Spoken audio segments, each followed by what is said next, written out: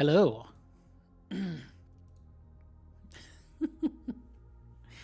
How's everybody doing? I think we're just waiting on David to turn his webcam on. Oh, there he is. What up?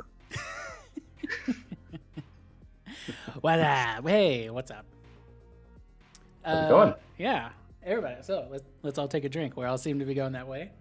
Mm-hmm. Okay. First of all, hello everybody. Thanks for coming by. Very excited for this. I am Kenny. Hey GM Kenny, but tonight I am not the GM. I am joined by my friend this way, my friend David Larkins, keeper of Call of Cthulhu Eldritch Lore and even more, line editor of the Pendragon role-playing game, author of Call of Cthulhu Berlin, and probably many more accolades, enabler of my historical wargaming hyperfixation, and a very good friend. So thank you, everybody. Everyone give big hypes in chat for David. So many emotes. Hello. Thank you for all the emotes and the hype. Glad to be here. And yeah, I'm looking forward to this. This will be fun. Thank you. I'm very excited about it. David and I actually, you'll see below our name tags here, we have some Twitter handles. David has two because David also has a actual play podcast called the Esoteric Order of Role Players, which I've been lucky enough to be a part of for almost a year. Is that how long? Yeah. We were playing Wolfenstein about a year ago. So yeah. God, so crazy. And yeah, many more people more incredible than me are on that podcast as well.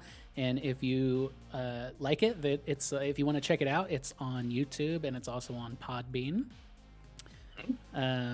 Yeah, David, anything else? Anything I missed? Anything you want to add? No, you did your homework there. Congrats. That's good. So tonight we're going to be playing Call of Cthulhu, which is one of my favorite role-playing games, and I figured it's almost we're very close to October. It's spoopy season regardless. It's fall has officially begun. Equinox hit, so it's spoopy time. Definitely. And that means Call of Cthulhu. So for the people watching who maybe haven't played Call of Cthulhu before, I know there's at least one. Could you give us a rundown of the the basic mechanics that we might be encountering tonight? Sure. So Call of Cthulhu is a D100 based system. So that means you're rolling percentile dice against usually skills that are rated on a percentage scale. So you might have firearms at 55%, and that just means if you shoot at something, you basically have a 55% chance of hitting it. You roll your percentile dice, and if it's 55 or less, you hit it. Congrats. Well, maybe you did. That's the basic mechanic, though. The other thing that Call of Cthulhu is probably best well known for is its Sanity Mechanic. Call of Cthulhu, as the name implies, is based off of the vast corpus of the Cthulhu mythos, originally created by H.P. Lovecraft and expanded by many diverse hands in the century since. So one of the central features of those stories is that people are confronted with horrors that are so far beyond their capacity to rationalize that their very concept of reality begins to fall apart.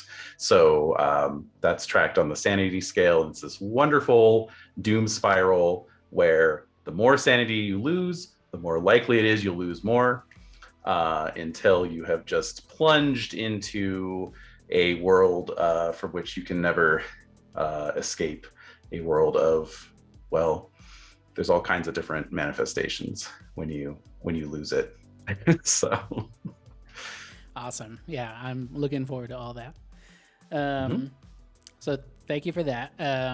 And there's also something very important about tonight. If you can't tell from above here, we have we're raising money for the Dots role-playing project. There we go. Thank you. Stream Elements bot, right on cue.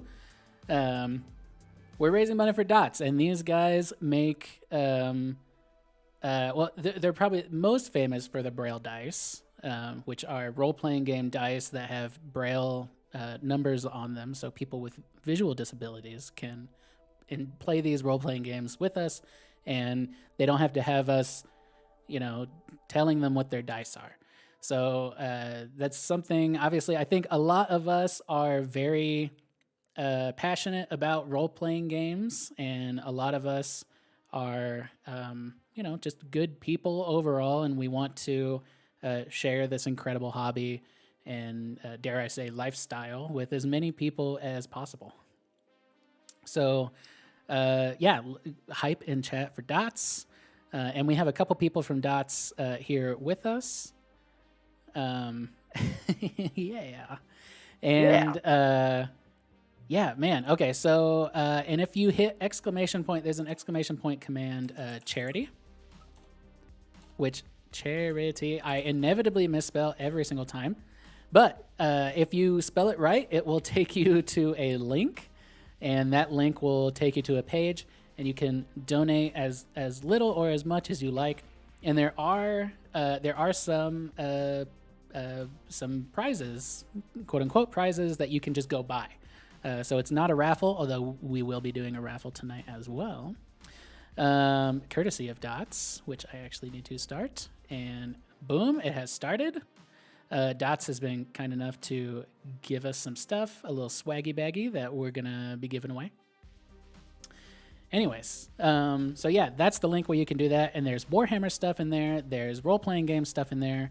There's Call of Cthulhu stuff in there. David has been kind enough to help us sell a signed copy of Call of Cthulhu Berlin, something that I myself might buy.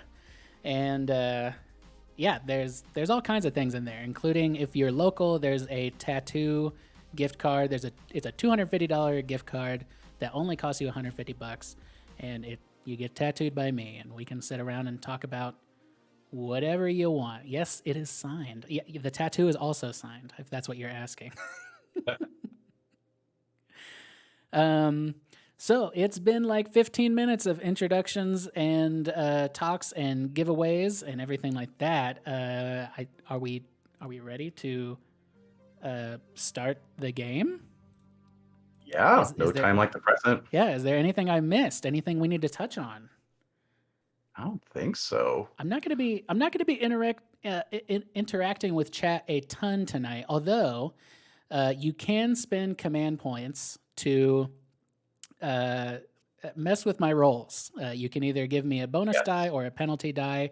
I'll try to keep track of them as best as I can. I have chat up here, and I know Caitlin or Stone Shield Maiden is in the chat. Already starting off with a penalty die.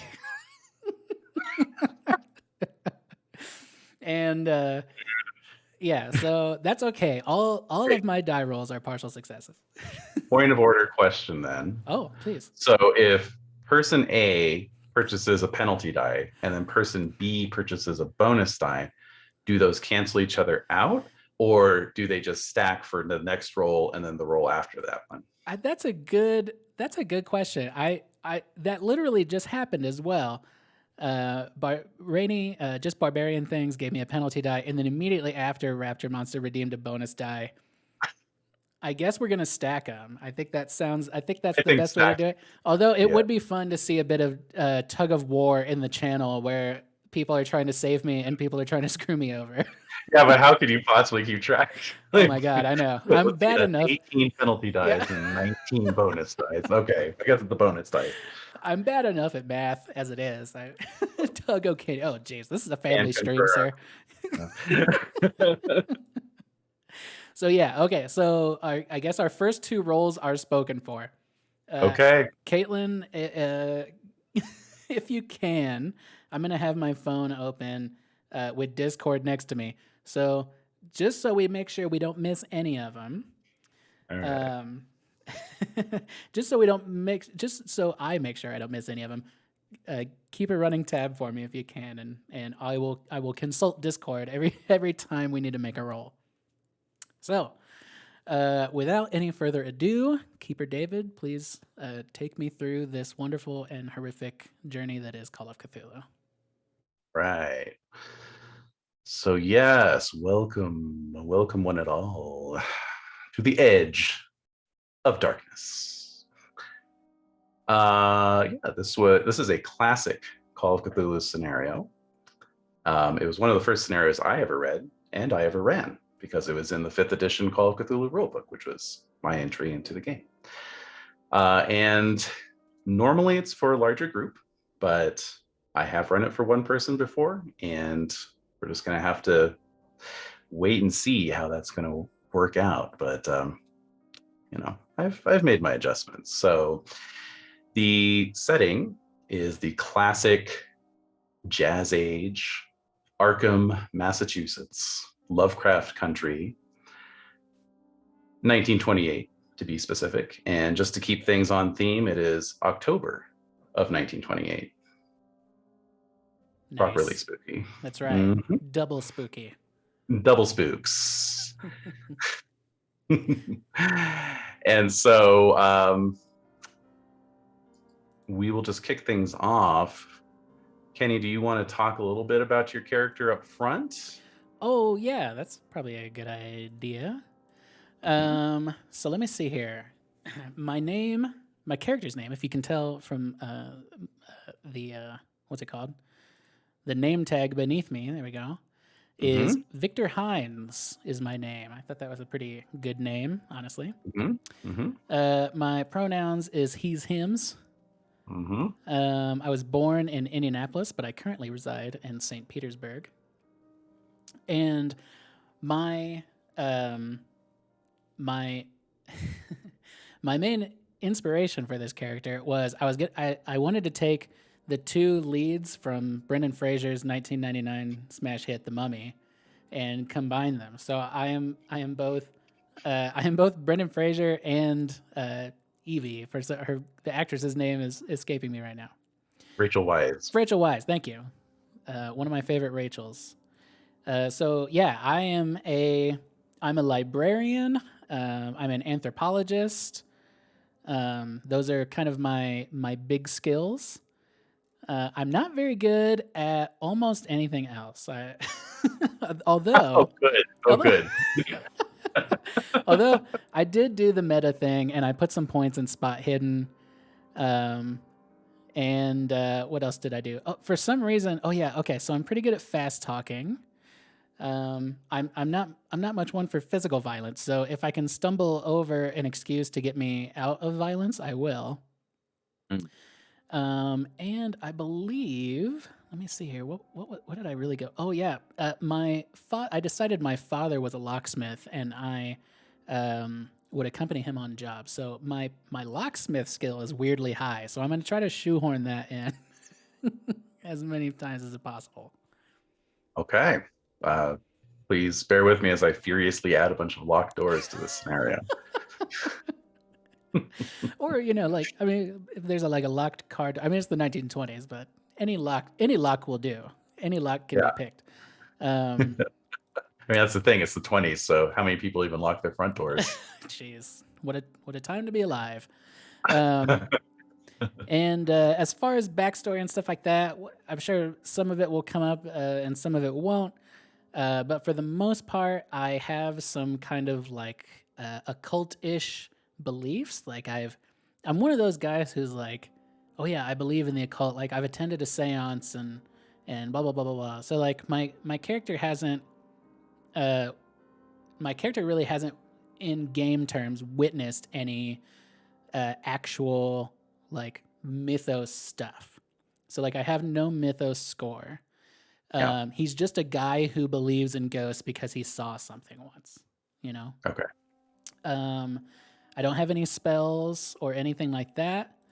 The only possession that I chose to write down was my treasured possession, which is a small bluish colored device that seems to be mechanical in nature, but I can't figure the damn thing out. And I'm convinced that it comes from Egypt. because I've fallen prey to Egyptomania, and Oh, yeah. the mummy, and Right. so I have this this love of Egypt, and I want to um, it is my dream one day to get to Egypt and uncover the mysteries and get to the bottom of the pyramids and stuff like that. So I've taken an academic life. Like I said, I'm a librarian, and I have a couple mentors and things of that nature. I think one of the most important is the subject of the catalyst of this grim or dark adventure. Indeed. And one last question: how old is Victor? Ooh, that's a good question. I'm 93. Not going to work. Just kidding. If you're in your 20s or 30s, you don't have any stat adjustments. So I am 30. there we go. I'm 30. Perfect. Yeah. Okay. So nothing crazy. I rolled everything randomly. Okay. Yeah, I like doing that. I like just being like, the dice are gonna let me know what to play here. But I definitely have, I wear suspenders. My hair is parted down the middle, and I look like Brendan Fraser. Just imagine Okay. Brendan Fraser. Wow. And that's So me. hot librarian. I'm super hot. I'm like the hottest librarian you've ever seen. I'm kind of buff. Nice. I intended to be. I mean, my strength is 70. Is that buff? That's buff. Okay, yeah. That's definitely buff. So I'm in the library, and I'm like lifting books. Well, when you said St. Petersburg, you mean Florida? Like St. Pete's, Florida? Sure. Okay. so you're living that healthy lifestyle. You're getting lots of sun, you're probably swimming a lot. Yeah, exactly. And if my sanity tanks early on in this adventure, I could become the first Florida man. You could. I mean, you're gonna be Florida man no matter what. Florida man's corpse found, oh my gosh. behind local warehouse, for example. By the way, we just smashed our goal immediately. Yay! Thank you, guys. Awesome. $250 out of a $150 goal. That's crazy. Thank you, guys. As the kids say, we love to see it. We love to see it. All right. Awesome. Well, game over then. Bye. Yeah. See you. Thanks, everybody.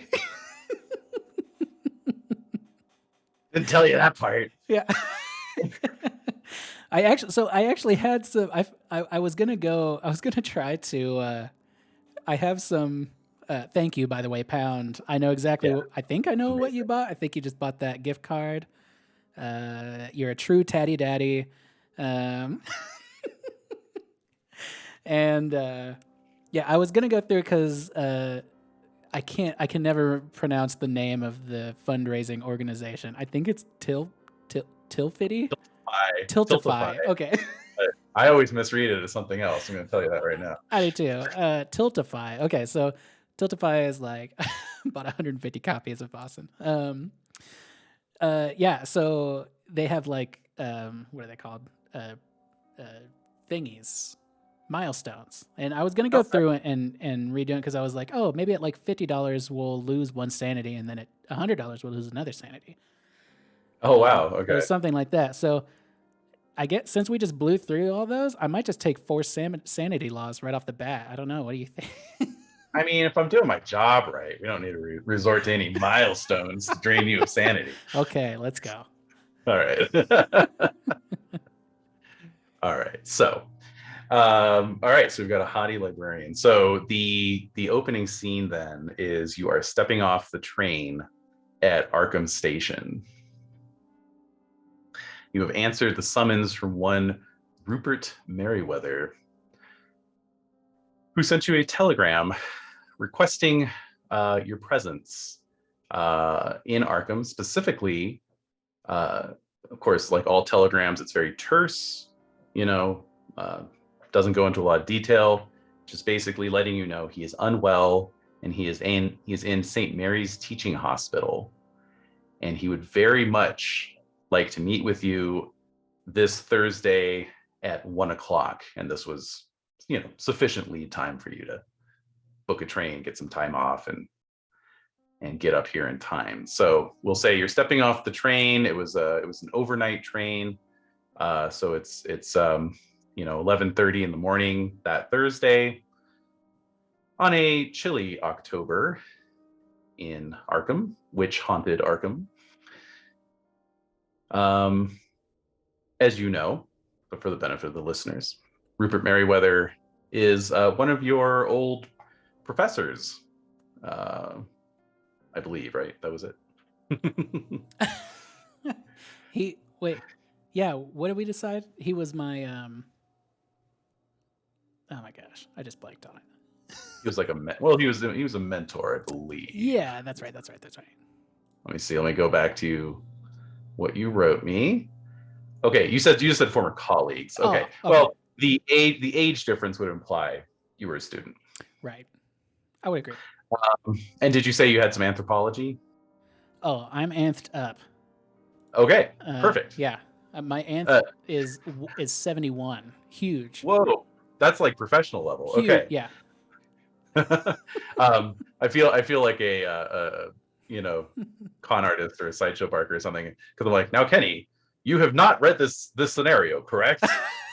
That's true. Yeah, I have no idea. I have nothing. All right, because this is great, because you've basically created the perfect character for the scenario. So as always, you intuited it.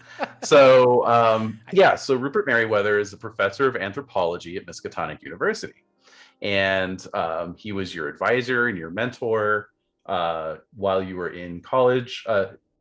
Quick question: what is your education characteristic? My education now this might go against everything we just established. Not necessarily. Okay. If it's low, we can explain it. My education is 65. Oh, that's perfectly fine. Oh, that's good. Great. Yeah. I mean, it's a little low for like a professor level, but maybe you've just kind of forgotten a lot of the more general knowledge that you picked up at university, or you're just not the type to retain that kind of thing, because education measures your sort of general world knowledge, and then your skills are talking about your specific knowledge. So obviously you're very well versed in anthropology. You're reading all the latest BS theories about race and all the problematic stuff that the anthropological community is going to have to spend the next 50 years undoing. And but also you're, I assume, a good librarian. You have a high library use skill. Yeah, my library use score, hold on to your pants. Mm-hmm. It is 80. Nice. Yeah, I leaned really hard into those things. I can see why you're not very good at other things. Yes. Yeah. All right. Except lift. So all right. So but yes, this is how you know Professor Merryweather, and he is an older gentleman, so it's not surprising to get this sad news that he is not doing too well and he's in the hospital. Oh no. And that's why I've been summoned to Arkham? Indeed. Okay. And I'm on the train station, right? Mm-hmm. It's a classic late 19th century sort of brick and wrought iron and iron beams, very late Victorian industrial chic. It's got these distinctive little Gothic towers on each corner of the station. Ooh, I love it. Quite picturesque. Yes. Yeah. I look around because I actually toured the East Coast a little bit, and I think I had a small layover or something in Arkham. So this is a place that I've always wanted to come, but now that I'm here, it's like bittersweet. It's like it's tainted. It's like I wanted to come here because, like, Rhode Island University and that kind of thing, and is in, well, that's in Providence, but Brown, yeah, but yeah, like Arkham has always, or Arkham, yeah, I've always wanted to come here, and now that I'm here, I'm like sad about it. Right. Yeah, exactly. Uh, right. So you're due to meet up, at 1 o'clock. So you do get a little bit of time to stroll around and admire the architecture as one does. And many of the buildings are still at least have their old colonial bones. It's definitely an old town. It goes all the way back to the Puritan times. And you stroll the campus of Miskatonic U. The teaching hospital is actually attached to the university. Taking in the sights there, the great clock tower right in the middle of the quad, the old academic buildings. There have been some new buildings put up as well. The dorms, the various happy students going about their fall semester as the chill breeze blows the dead autumn leaves across the dying lawns. The Nice. leafless branches sticking out against the gray sky overhead. So I've got a coat on because it's chilly, Mhm. but it's not like a winter coat, you know. I do Mhm. imagine it's kind of a long um, like a tan trench coat, you know, Mhm. with maybe like some kind of like fur around the collar. Um, Mhm. Oh, okay, all and I right. kind of have it like flipped up a little bit. Yeah, kind of like a duster. And, and I've got like a wide brimmed hat on. And that's got a nice like round crown to it. And, Mm-hmm. and I just have one suitcase. Um, yeah. Naturally. How long are you planning to stay? That's a good question. Um, I guess if I know Mr. Merriweather is like ill and I'm being like called in, it's Mm. probably like he's gonna die, you know. So I would imagine that I'm probably gonna stay here until the end, which I'm not like banking on like, oh, maybe he's left me something in his will, but I definitely want to be here for the funeral, and like if something happens after that, it happens. If not, I'll just go home.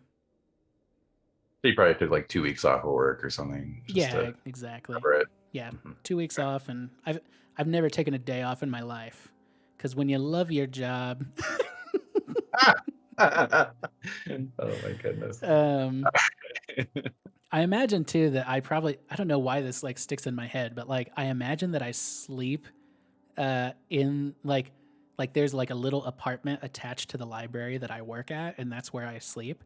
Wow. So like I'm always at the library, or like I'm also somehow weirdly it's groundskeeper or something. Uh, Okay.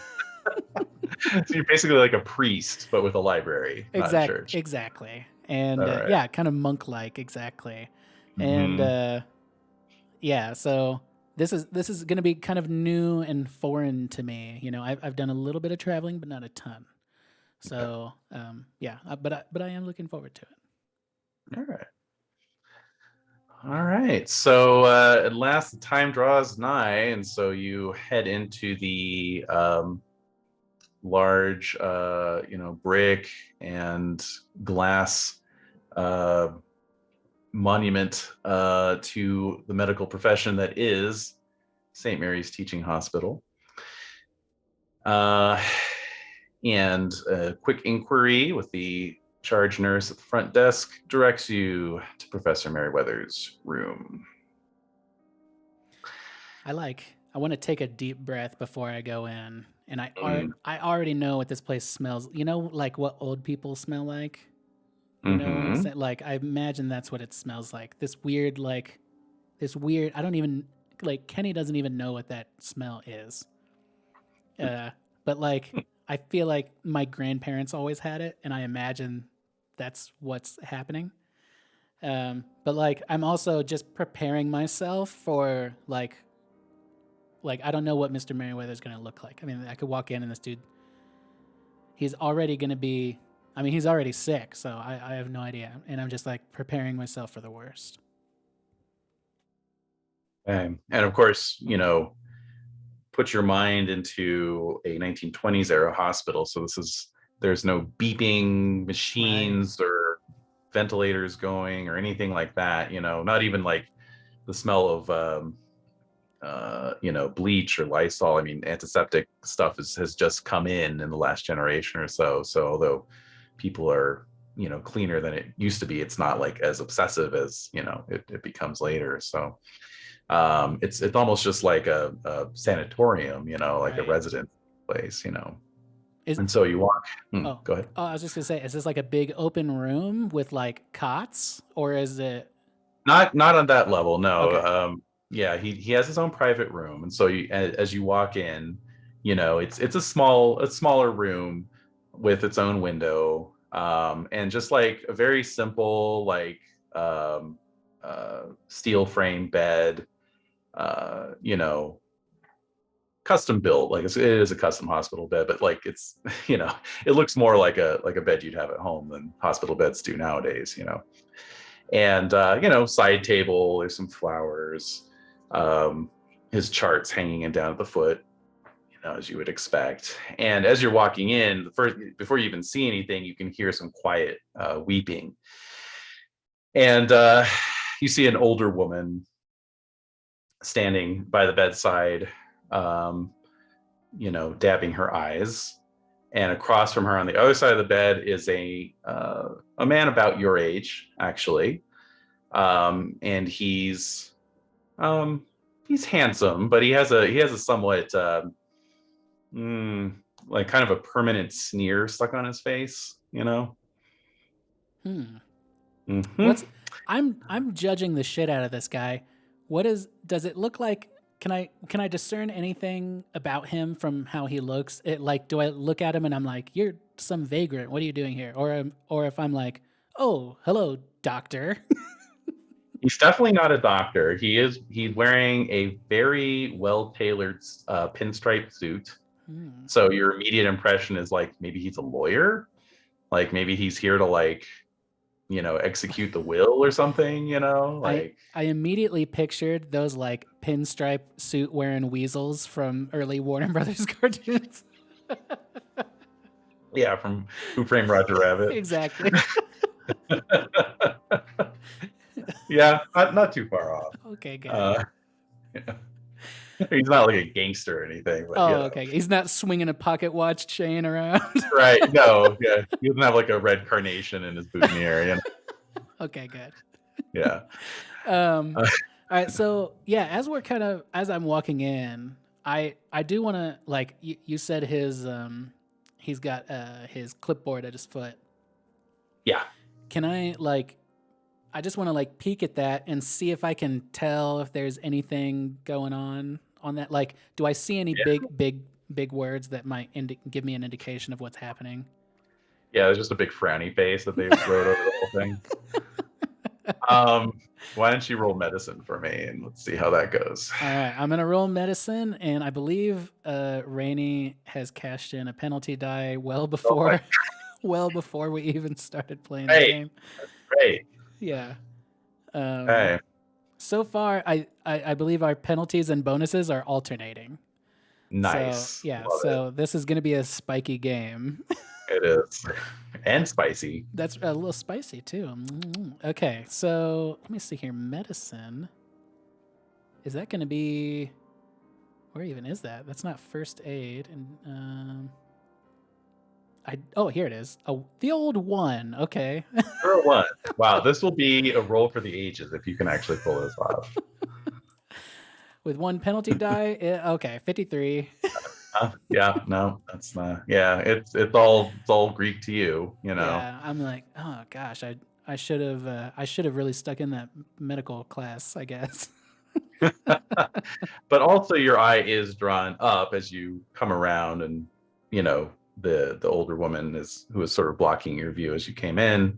You come around her, and your eye is just, of course, naturally drawn to your old mentor who is lying propped up in the bed. Definitely looking the worse for wear. How long would you say it's been since you've seen him? Oh, that's a good question. I would say I probably haven't seen him in like a handful of years.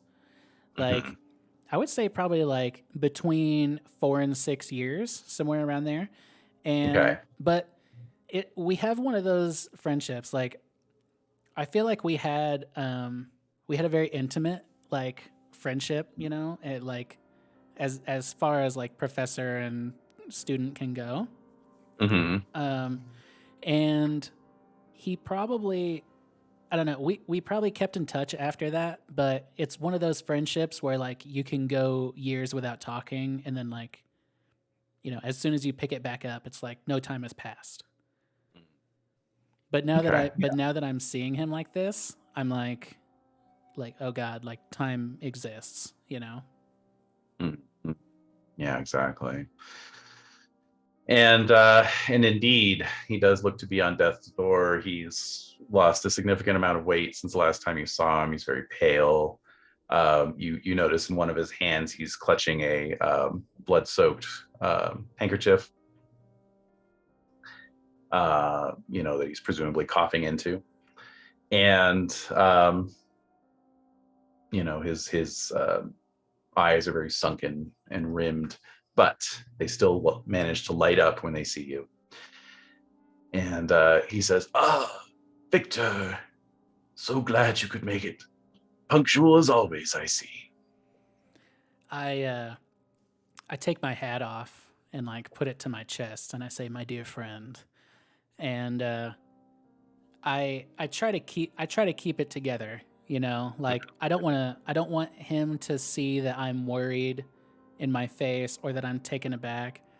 Um, I just want to be like, hey, old buddy, like here we are again, and Mm-hmm. I kind of want to go up next to him and just kind of like kneel down by his bed and like put my hand on his arm. Mm-hmm. Okay, absolutely. So when you put your hand on his arm, you can feel his skin is quite cool to the touch. Also, now that you're next to his bed, you can see on one of those side tables there's a rather large cardboard box with the lid on. We're talking about maybe 2 by 3 feet, Oh, okay. you know, by about maybe 1 foot high. And what's this pinstripe dude doing? Where's he at? So as you moved around to get to Professor Merriweather, you kind of there was a little bit of tension. There was a little bit of a bubble there that he didn't want to like let you pass through, and then he sort of reluctantly stepped back to let you get by.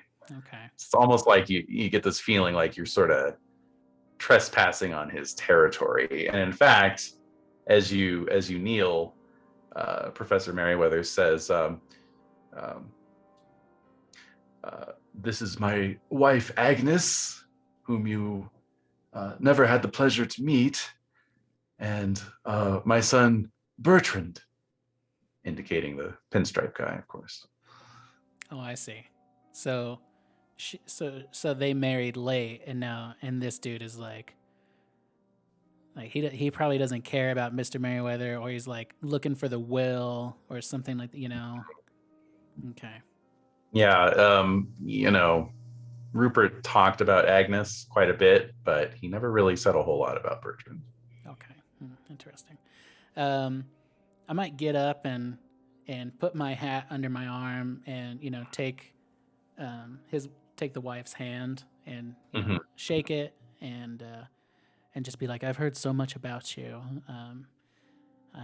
I'm glad that we're finally meeting. Although obviously, I wish it were under better circumstances. Kind of like I don't want to like whisper that to. I don't want to insult my friend, but I do want to acknowledge the gravity of the situation. And then, what was the dude's name? Bertrand, Bertrand. That's right. And then, what was the mom's name one more time? Agnes. Agnes. Okay.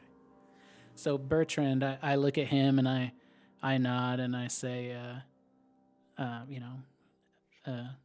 pleasure to meet you, Bertrand. I am Victor Hines. All right. So he some, there's a slight hesitation before he puts his hand out to take yours, and it's a very perfunctory handshake. Yeah, I squeeze his hand a little. I got a strength of 70. That's true. That's So true. I'm gonna You'll shake his hand. Exactly.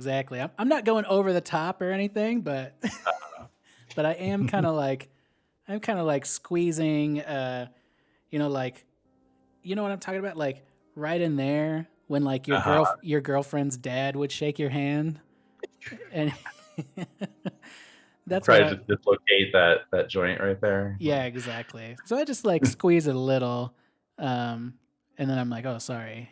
If he flinches or anything like that, just be like, oh, pardon. Let's see here. Why don't we make it a little fun since you got a bonus die there? Oh, Why don't you make I a do. strength roll with a bonus die? Okay, strength roll bonus die coming up here. Oh, buddy. Oh yeah. Ooh. All right. So yeah, there's a little bit of a slight wince, just ever so slight, but yeah, he's definitely like you definitely got the better of him. I don't think he was expecting. He just heard that Dad's librarian friend was coming up. Wasn't really expecting this. Well, he got it now. Yeah, exactly. I'm not like, I'm not like flexing in my coat. I'm wearing a coat anyway, so he probably can't see how jacked I am. But uh, now he knows a little bit. A little. I give him a little test, a little squeeze. That's right. All right. So introductions having been made, Merryweather then looks to his wife and he says, "My dear, would you mind taking young Bertie out of the room? Perhaps the two of you should go get some lunch. I don't believe you have eaten all day. I must have some private words with my friend." And so Agnes nods, sniffling, and you can sense Bertrand stiffening a little bit, but he dutifully follows his mother out of the room. I give him the old. so, Yeah, so. exactly. I'm like, get out here, nerd. Nerd. I'm a librarian. And so Merryweather's eyes follow them out of the room until the door is shut all the way behind them, and it's not until then that he turns to you and he says, "Oh, my dear Victor, I must confess something to you and to you alone. I couldn't bear it for Agnes to hear this, and I do not trust Bertrand." I go back and kneel down at his side because I want him to be able to talk comfortably, And obviously, this is sensitive, so if he wants to whisper it, I want to be available. Mm-hmm. That's good. That's good. Yeah, he's definitely having some trouble here.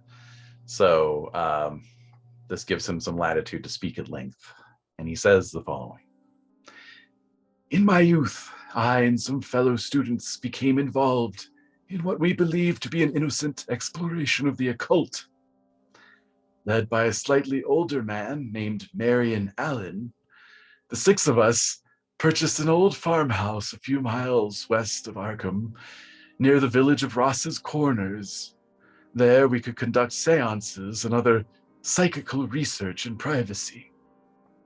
Alas, our work had unforeseen results.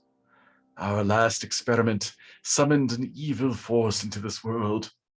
Instead of attempting to expel the thing, we were afraid and abandoned the old house, confident that the magic that brought the evil into this world would also keep it confined in the vacant house or send it back after a short time. However, I have since discovered that the spell that binds the entity to the house lasts only as long as the casters live. I am the last of the group, and I fear that upon my death, the thing will go free and wreak havoc on the folks thereabouts. I am too old, too ill, and too much of a coward to go back to that house to try to banish the entity myself. I am guilty of many things, but my deepest sin was unleashing that horror that fateful night. I am convinced the entity will escape its confinement on my death. Take that box. All the aid I can offer you lies within. You must find the courage to send that thing back to wherever it came from. You must see that this is done. Do this for me, please. At Oh God. which point he begins coughing uh, uh, quite heartily, spasming up, doubling up in a spasm of coughing and groaning, and he's leaning towards you, his eyes bulging out of their sockets, and then a huge gout of blood and tissue just shoot out of his mouth and smack you right in the face. Oh God. So I'll need a sanity roll for that, please. Okay, that's fair. And sanity, just for the audience, sanity does not receive bonus or penalty die. Is that correct? That is correct. Success. Just narrowly. Ooh. Yeah, I mean, it's not too shocking, you know. He's obviously very ill, and as disgusting as that is, it's not like, you know, it's not rattling you. So, Yeah, I take out a handkerchief, from my pocket. I flick it open and clean it off my cheek, and I'm like, oh my dear friend, and then I clean this, the corners of his mouth. And so oh, go ahead. I was going to say he's still coughing. He seems to be suffering an attack of some kind. Oh gosh. Okay. Well, I immediately shoot up then, and I bust the door down, and I shout for a nurse. Nurse, please. Okay. Your shout brings an almost instantaneous response. A couple nurses and a doctor come jogging down the hall and very quickly pile in to the room. As other medical personnel follow behind, and very quickly the room fills up. Of course, Agnes had not gotten very far, and she heard your shout, so she comes running in. Rupert! Bertrand close behind, mother, don't look, and he kind of shoots you this very accusatory look. I don't even let it bother me, dude. I'm like, your father needs help, or it's not even is this his son or his stepson? Good question. Okay.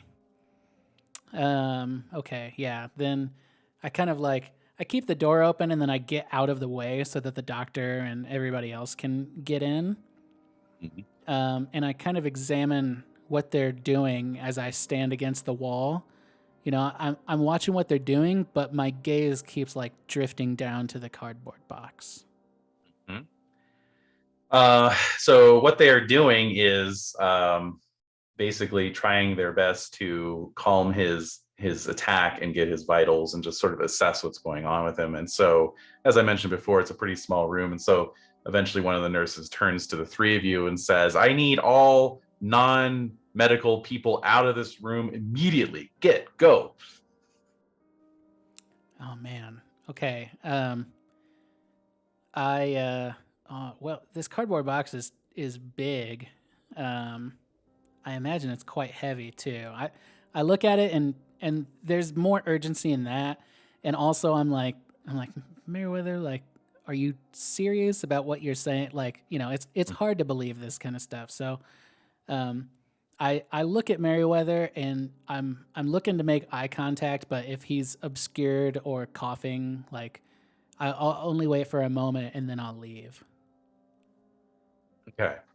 So, you do manage to make eye contact, and his eyes still have that pleading look in them. Okay. Yeah. All right. Yeah. I'll walk out, and I'll come back for the box later, I think. Mm-hmm. That's fine. So obviously Agnes and Bertrand depart as well, and they, seek out a more private corner to await the news. What do you want to do? Oh man.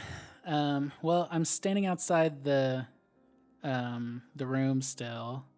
Are there any medical professionals nearby? Somebody who I think might be familiar with Mr. Merryweather's case? Everyone seems to have piled into that room who was at least in this part of the wing. Okay. Well, if that's the case, then I might go talk to Agnes. Mm-hmm. Okay. And just approach her and be like, um, I guess Mrs. Merryweather, is that right? Mm-hmm. Mrs. Merryweather, please. I'm so sorry about the condition of our beloved. Wait, what's his first name? Rupert. Rupert, our beloved Rupert. Do you know what? Do the doctors know what ails him? Like, what's his diagnosis? So she accepts your sympathies graciously, and says, thank you, dear. No, I'm afraid they don't. There have been many theories. For some time, they thought it was scarlet fever, but there's certain lesions appearing on the skin that are not consistent with that, or so they say. It's quite a mystery affliction, unfortunately.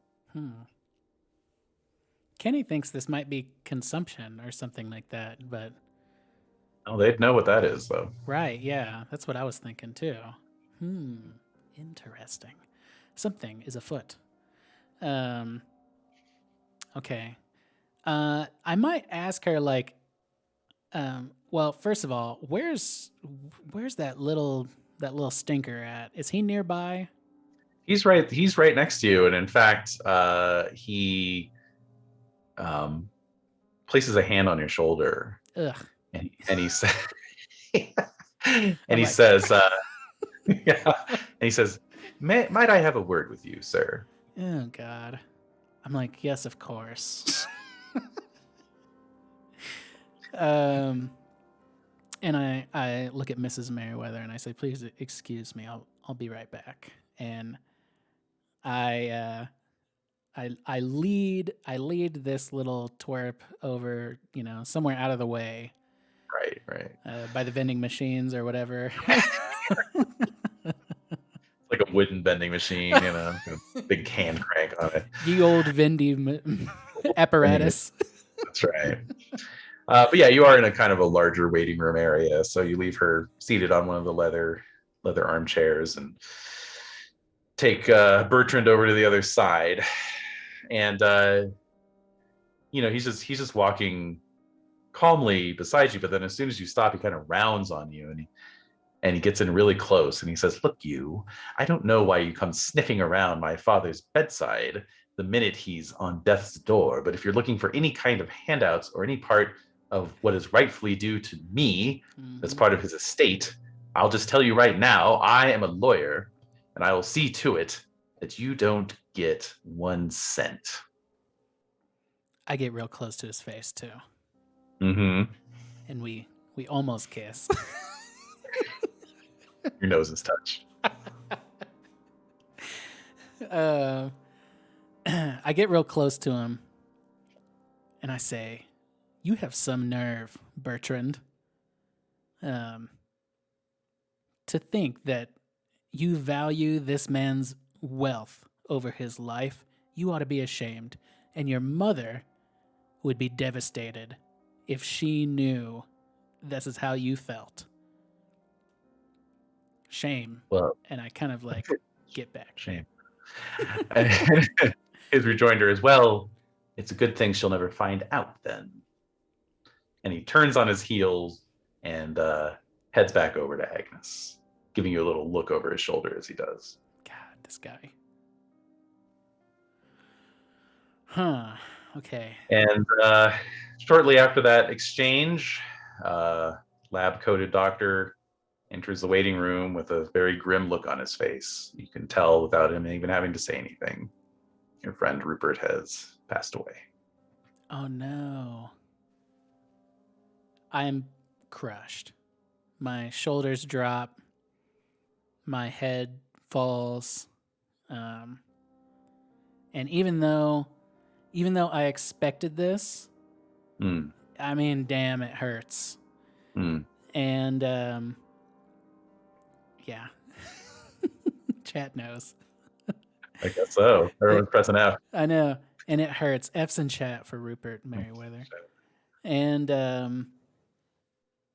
yeah, it hurts. And a tear definitely, like tears, form in my eyes, and I blink hard to get them out, and then I look up to see Agnes, and I guess to see how she's doing, or like like if I imagine like I see her with like the doctor's hand on her shoulder. Yeah. She rose very slowly and mechanically as her handbag sort of slipped from her fingers, and then he moves in and puts his hand on his shoulder, and they're talking. And Bertrand, say what you will, he has also put his hand on her back, and he's trying his best to comfort her. Hmm. Yeah. Okay. It's a very private moment. It really is. Mm. I'm actually gonna take this time to kind of sneak away toward Rupert's room. And while I'm doing it, I've still got tears in my eyes. I put my hat on, and my collar's up, and I got my head down, and I'm just kind of sticking close to the wall. And but I'm keeping an eye out. I want to make sure that the way is clear. I want to get in there and get that box without anybody seeing. So as you're walking up the hall, you see, a nurse leaving the room and shutting the door behind her. And then she walks off down the opposite way, not having seen you. Okay. Then yeah, if I think the way is clear, I'm gonna look into the room. Is Rupert's body still in there, or have they moved him by now?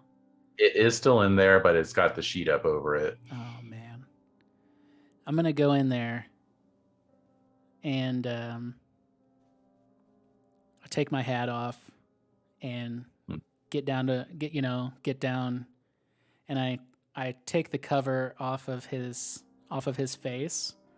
Are his eyes closed, or are they open? They have been closed. Okay. Then I'll kind of like run my hand over Rupert's head, in kind of a gentle, loving way, and just be like, "My dear friend, we will meet again." And I stand up and put my hat on, and then I cover him back up, and I'm just going to pick up the box and try to get out of there as soon as I can, like without anybody noticing. I just kind of want to disappear. All right. Where do you want to go? What's your ultimate destination? Do I have a hotel? Have I made arrangements or anything? I think we can assume that in the time, since you had about an hour and a half before you showed up at the hospital, you probably went and got a room. So yeah, sure. Then yeah, I would want to move to my hotel then. And that's probably where I dropped my suitcase off anyways, right? Yes, okay. Indeed. Cool. So yeah, I make my way over to the whatever Let's the hotel see here. room. Yeah. Well, are you living cheap, or you living high on the hog? Well, that's a good question. I actually put some points. Do you want to check into the witch house? I hear their rooms are very reasonable. The ceilings are low. Ceilings are a bit weird, wonky angles and whatnot. But yeah, I mean, you could check into a boarding house since you were planning to be here for a while, or there's the Hotel Miskatonic, which is the kind of high-end hotel in town. Well, I will say this: I have $42 in cash. Nice. So I don't know if that. I mean, 1920. That seems like a good amount. That is a very good amount. It's about, I don't know, $600-700 maybe. Yowza. Okay. Mm-hmm. And what is it? My credit rating Uh-huh. is 21. Oh wow, wow, okay. Well, Yeah, that's I bumped okay. it up. Yeah, sure. So yeah, I guess I would say, I guess I would go to the Hotel Miskatonic, man. I mean, again, this is like a place I've always wanted to be, so I might have tried Sure. to find some joy in it, you know? Sure, sure. Nights in private too. Yeah, totally. So it's $5 a day for the worst room, or $50 a night for a top floor suite. $50 a night. Mm-hmm. Is that within my budget? No. Okay. But $5, well, even $10 a day, maybe. I don't know. Let's do $10 a day. Okay, so you have a decent room, Yeah. on the third floor, we'll say, and you've already deposited your luggage, as you said, so you arrive back at the hotel, you got out of the hospital, no problem. And at last you're alone with this box. Okay, yeah. Well, I put the box down, I hang up my coat and my hat. I've got like a white cotton long sleeve shirt on, and the sleeves are kind of rolled up. I've got thin suspenders, and my hair's kind of messy from my hat. And although it's still kind of like split down the center, but I run my fingers through my hair, kind of part it off to one way. And I'm very hot right now.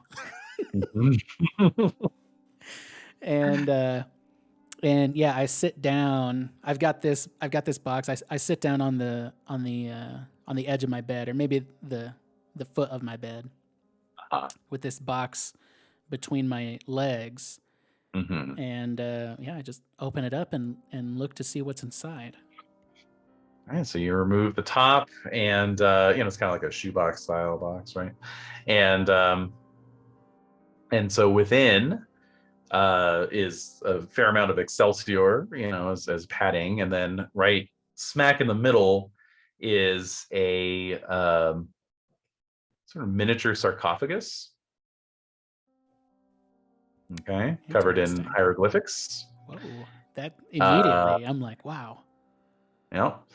There's also a letter, a folded letter, a yellowed envelope, very thickly packed, and a slim leather-bound journal. Man, it's a dream come true. Mm-hmm.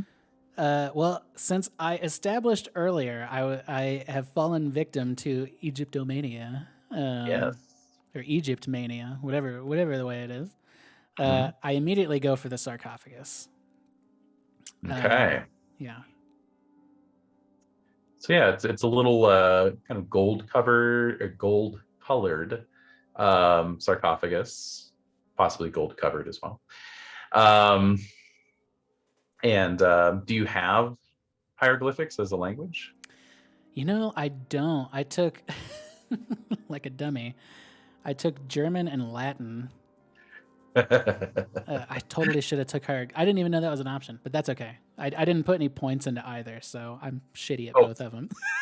Okay, I was going to say you could swap out if you wanted to, but yeah, doesn't make a difference. Well, what you can do is roll your choice of history or archaeology.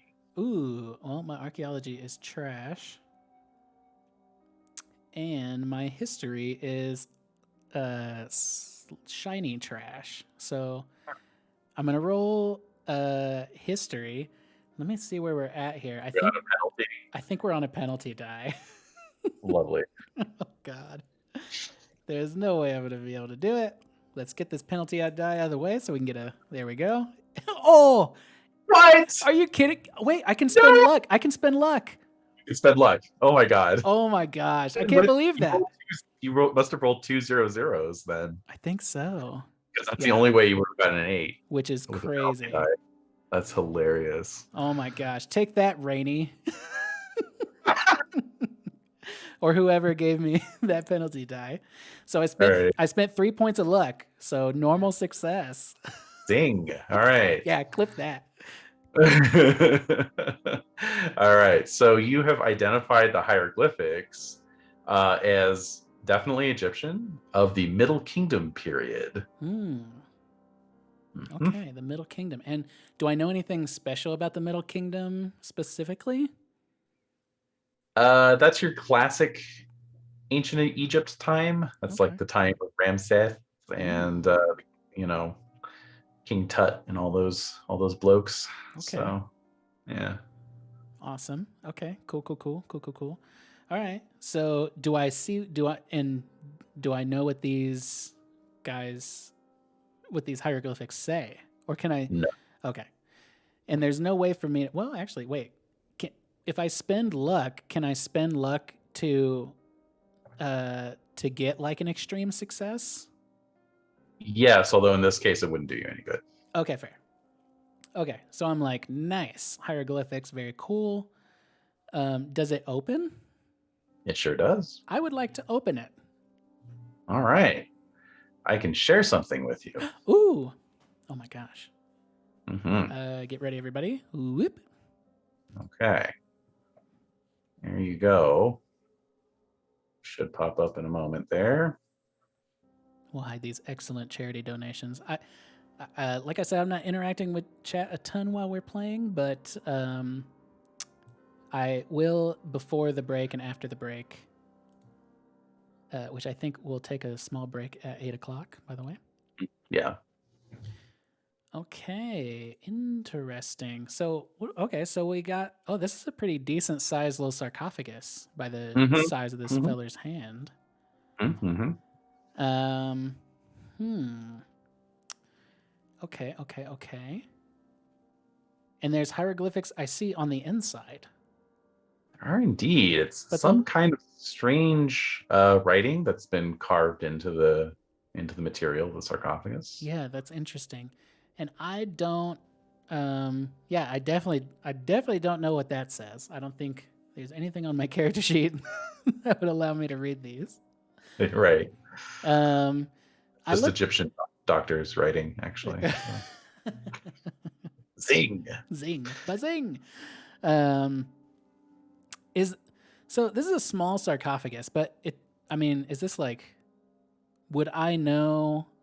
Like, do children get sarcophaguses? Like, is this a child sarcophagus? Is this just a toy? Well, I'll tell you, since you made that history roll, not just adults were mummified. Children could be mummified, cats could be mummified. That's right. So yeah, it might have been an animal sarcophagus. Ah. Could have been so this could have been used, is what I'm hearing. Yeah, Okay. yeah, Okay. definitely. Interesting. Well, is there anything else? Is there anything else inside the sarcophagus? No, it is otherwise empty. Okay. Well, in that case, I will close it and probably move on to the yellowed envelope. Mm-hmm. All right. So you take the yellowed envelope out, and you can immediately feel that there's more than just paper in there. In fact, you hear the jingling of keys, or a key on a ring at least. Interesting. And opening up the envelope, you do indeed see it is a property deed and a key to a lock.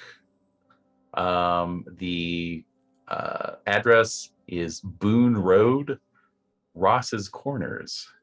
Boone Road. Okay, interesting. And so I imagine, as I'm kind of looking through, I would probably even say in my mind, like, oh, this must be the property he was talking about. In my David Lynch's Dune whisper monologue. As we just get like a box on your eyes. All my characters have the same monologue. Nice. Yeah, okay, interesting. So okay. Well, I put that down kind of like on the bed next to me because I'm going to revisit this. And then I'll go for the There was just the journal left, right? Correct. Okay. No, Oh, the journal and a letter. oh, The that's letter right. looks to be, the journal looks a bit older. The letter looks fresh. Okay, cool. Let's go for the letter then. Okay. So I feel like this might explain some of the contents of this box. Yes. All right. I've got another thing to share with you. Ooh. And it is up to you whether you wish to read the letter out loud or leave it for me to do the voice. You know I will read anything out loud. All right, then. Every chance I get. It's the GM in me. All right, do it. Let me see here. Okay. Dear friends, this is my internal David Lynch monologue, by the way. Dear friends, in the years after the nightmarish events of the night in my youth, I have seen many strange things. Only now do I begin to grasp the truth of reality and the scope of what is happening in the world. I've tried, in my small way, to combat the horrors and make amends for the part in bringing one to our plane of existence. What I have left to offer, what riches and wealth I have, I will put to good use in dealing with these abominations. It is the very least this old coward can do. And I shake my head at Rupert, always calling himself a coward. I could never make myself go back to that little farmhouse to put those events to rights. I too gravely feared that which my friends and I loosed upon this countryside. Nothing of consequence has yet taken place, but with my death I fear the bonds will be broken and that horror freed to come and go as it pleases. Lives not yet taken already weigh heavy on my conscience. The method of delivering the thing out of this world is still in that accursed house. The translations made by Marion from the book. Divermis Mysteries. I imagine I'm butchering that. Apologize. I thought that was pretty good. Okay, thank you. I was never strong enough to take on the task, but I have hope that you are. In ridding the world of this, perhaps you will save my soul from hell. For I fear that my deeds have not been enough to release me from this heavy burden. I do not expect your forgiveness for what I ask of you. Rupert Merryweather. And was this addressed to me? Yes. Dear friend, we'll just read it as that. Dear friend, okay, yeah. Yeah. Okay. Interesting. Okay. Well, I'm definitely puzzled. Like I established at the beginning, I have belief in like the occult and ghosts and stuff like that. But this is like too much, you know? Like it's definitely extraordinary. So I'm gonna put it away and still like not really convinced that something has happened, but convinced that Rupert definitely believes something happened. Mm-hmm. So yeah, I'm gonna put it away and then I'll go for the journal. Okay. All right. So, as mentioned, it's an older journal, older book. Plain leather. It's held together by cords, handmade, most likely. And after undoing the cords and opening it up, you can see that it's a series of entries dating from June 1876 to May 1881. Whoa. Yeah. From 5 years? Mm-hmm. And this is just, I'm like, this is almost exactly how long Rupert and I went without seeing each other. Indeed, although this was many, many, many years ago. Oh, so, that's right. That was a long time ago. Let's see here. You're in your 30s, so this was before you were even born. Oh, jeez. Yeah. That's even worse because I'm like, now I'm thinking like, who was Rupert Merryweather? You know, like, did I thought we knew each other, and now I'm finding all these secrets. Mm-hmm. Okay, well, I guess I'm gonna open up the I'm going to open up the journal and start looking through. Okay. So it appears to be the records of a group of young, college age, mostly college age, amateur occultists who sort of tongue-in-cheek named themselves the Dark Brotherhood. Love it. I'm like, that's my favorite faction from the Elder Scrolls. So yes, this appears to be from when Rupert was a student at Miskatonic University. They held their first meeting in the late spring of 1876, and Rupert was the group's recording secretary. There were 6 members in all. The founder and nominal leader was named Marion Allen. And I recognize that name from the other letter. So, you said she was the leader? That's a he. Oh, he. And yes, the nominal leader. Fair. Okay. In June of 1876, Merryweather purchased a deserted farmhouse outside Ross's Corners.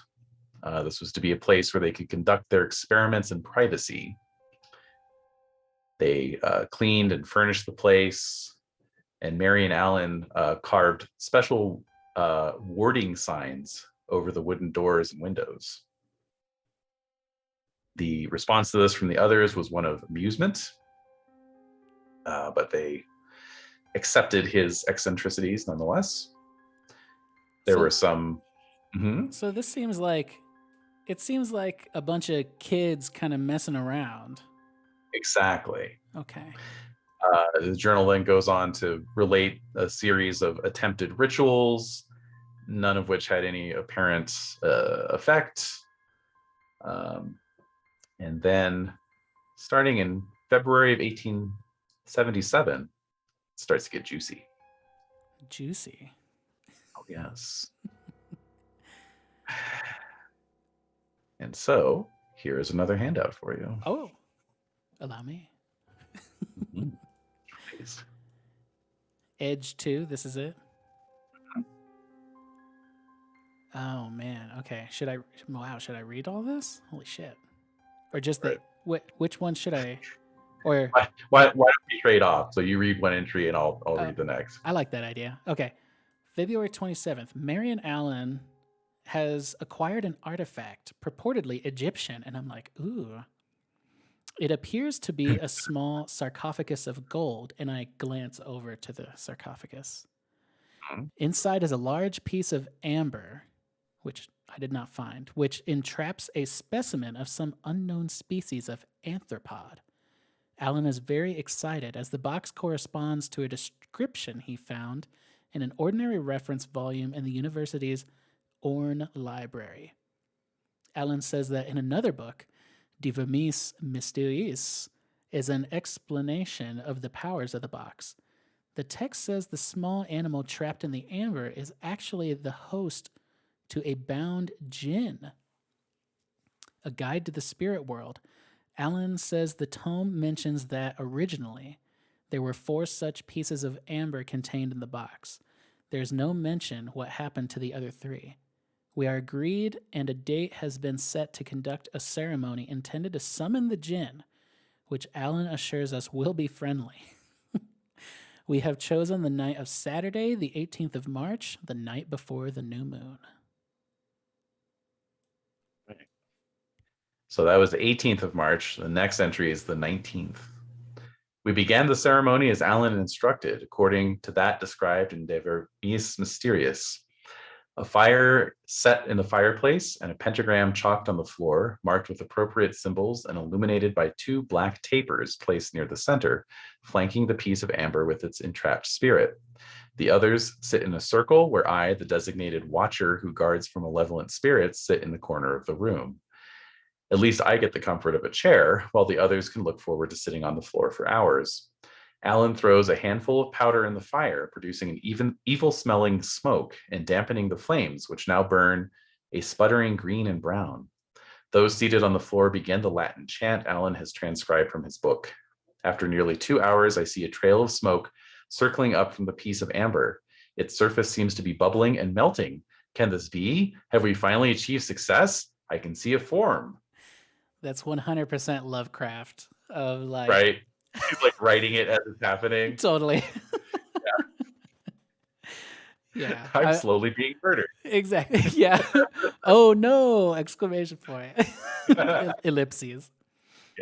March 20th. Okay, so this is, wow, just the next day. We have finished with our plans and have sworn a pact to never speak of what happened last night. We have satisfactorily explained the death of poor Robert and in some manner the madness of Harold. Oh my gosh. The sheriff accepts the explanation of a carriage accident. We planned it well. Robert's neck was broken in the fall, we told him. Harold struck his head with a rock when the horse's leg broke and the carriage rolled. Would it be that it was only that? For the rest of us, we will forever be changed by what we experienced that last night. I will write down the true events so they are not lost completely. The thing formed in the center of the pentagram, shapeless and nearly invisible. Its terrible voice should have given us a clue, but we were so foolish. It spoke, then Alan cast that damned powder at the jinn, and the dust of Ibn Ghazi, he calls it. And that's when we could all see it clearly. Which, isn't that from a Lovecraft book? That's what I thought. Words cannot adequately describe the faceless thing with 1,000 maws. Oof. It roiled and bubbled, never fully revealing itself at any one time. So terrifying was its aspect that I was frozen in place, my pen falling from the nerveless fingers. Cecil and Alan seemed as lifeless as myself, while a short, sharp cry issued from Crawford's mouth. Robert, however, rose to his feet, and before anyone could stop him, stepped forward as though to embrace our horrible guest. With its arms, or those appendages that seemed most like arms, it took hold of poor Robert and twisted his head around as though he was a doll. The lifeless corpse was then thrown back in Harold's lap, and that's when he began that damnable shrieking, the shrieking that hasn't stopped since, even after we handed him over to the sheriff's men. We still had a chance, apparently. Alan now believes that if we kept our wits, we could have reversed the summoning and forced the creature back to wherever it came from. But Crawford panicked and mistakenly believed that it would dispel the creature. Reached forward and destroyed part of the pentagram, breaking the seal and ending its effectiveness. Released from that binding symbol, the thing, with a screech that could only have been unholy satisfaction, was ejected from the house, disappearing out the window as a roaring, screaming wind of boiling colors. Oof. Mm-hmm. All right. March 24th, 1877. Alan intends to leave Arkham and travel to find a solution to this crisis. He said that he intends to seek out occult scholars in New Orleans. I pray he is successful, but my hopes are not high at this point. He insisted that I be a custodian of the gold sarcophagus and not show it to anyone. What's even more odd is that he instructed me to not visit or even live in Boston. I can only guess as to why, as he will not tell me his reasoning, apart from his insistence that it is for my own safety. Marion still thinks that the thing could yet be destroyed or at least dispelled, but none of us who remain have the stomach for such an undertaking. I hope he can find a way to safely banish it without another of us falling into its malevolent grip. March 26th, this is 2 days later. We now believe that the spell we cast to summon it inextricably bound the thing to the house. Alan went back this morning to retrieve some of our belongings and store our ritual accoutrement. He says that he heard it bumping around the attic over his head, cursing him all the while. He said that it was also told him that it was, that it only has to wait us out. That's crazy that this thing talks, communicates.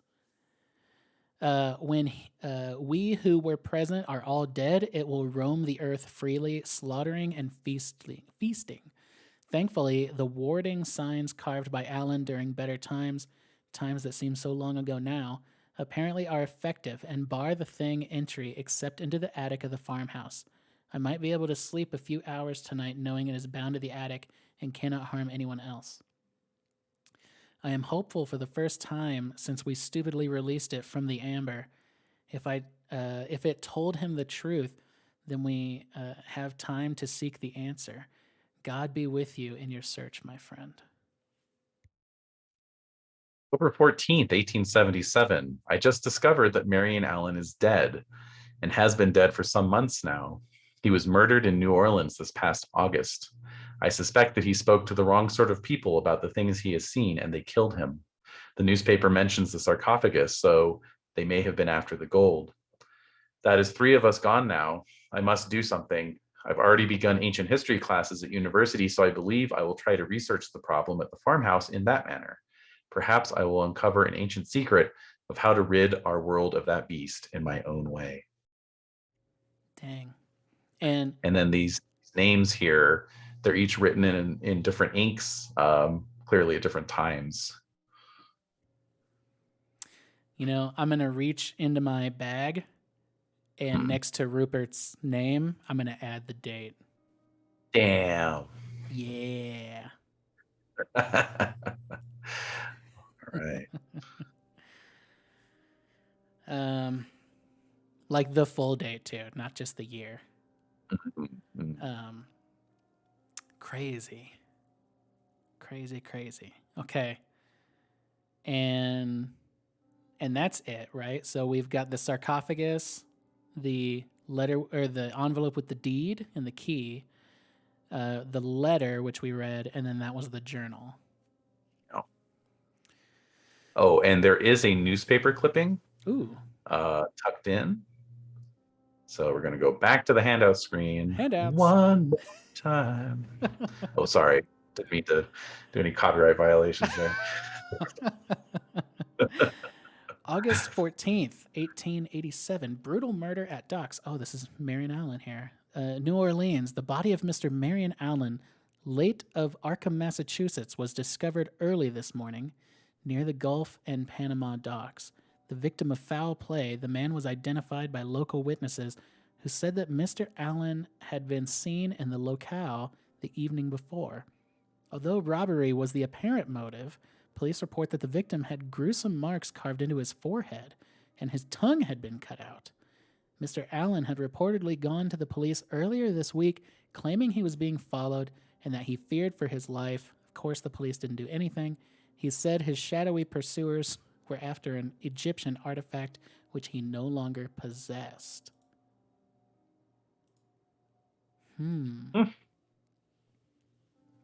Wow. Well, with all of this evidence, I'm like, well, this seems extreme. This seems still unfathomable, unrealistic, perhaps extraordinary.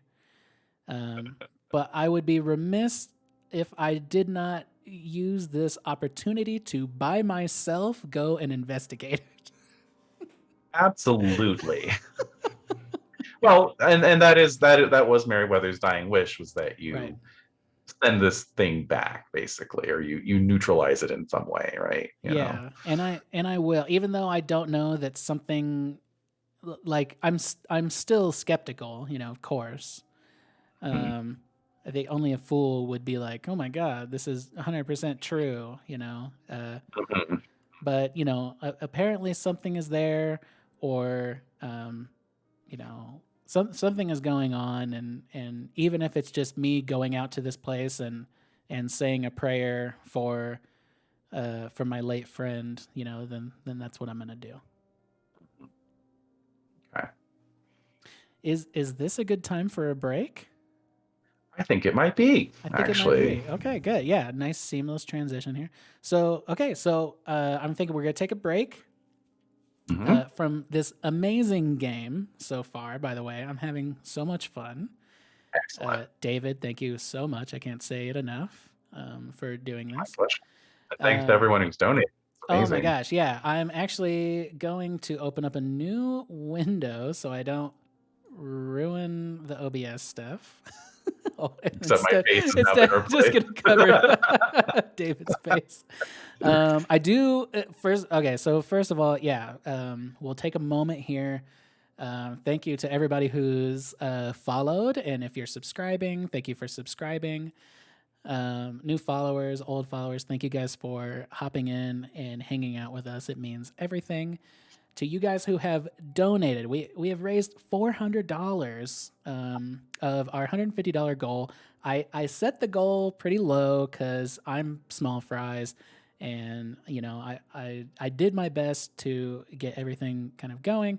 But I'm very happy to report that we've blown past our goal at $500.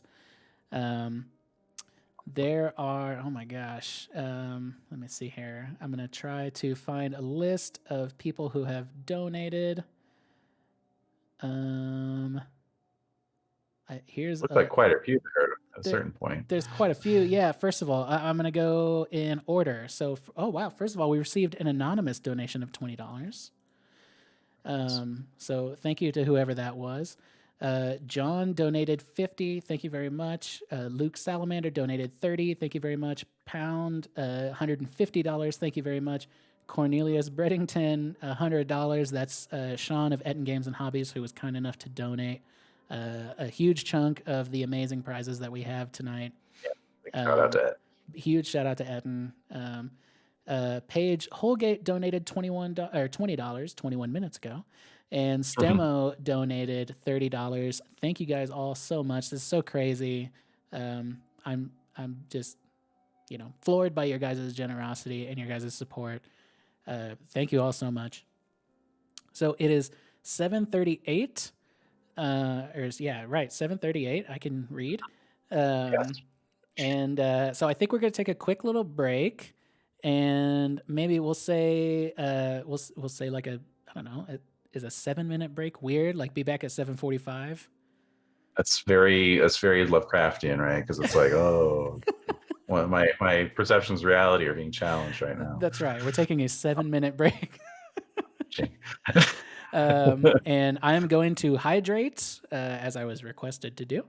And then when we come back, we'll have drinks, we'll be stretched out, and we'll be ready to continue on with this incredible adventure of Mr. Victor Hines and his late friend, Mr. Rupert Merryweather. All right. Okay. I will see you guys all at 7:45. Thank you so much. We will be right back.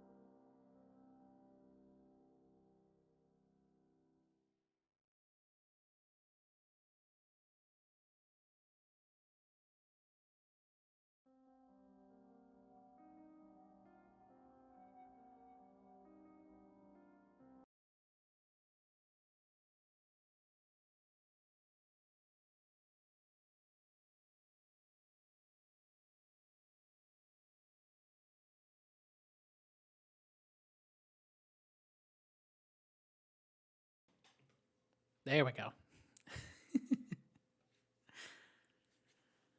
Okay. Are we back? Is everyone back? Oh, good, good, good. Excuse me. I was just stuffing my face with a snack.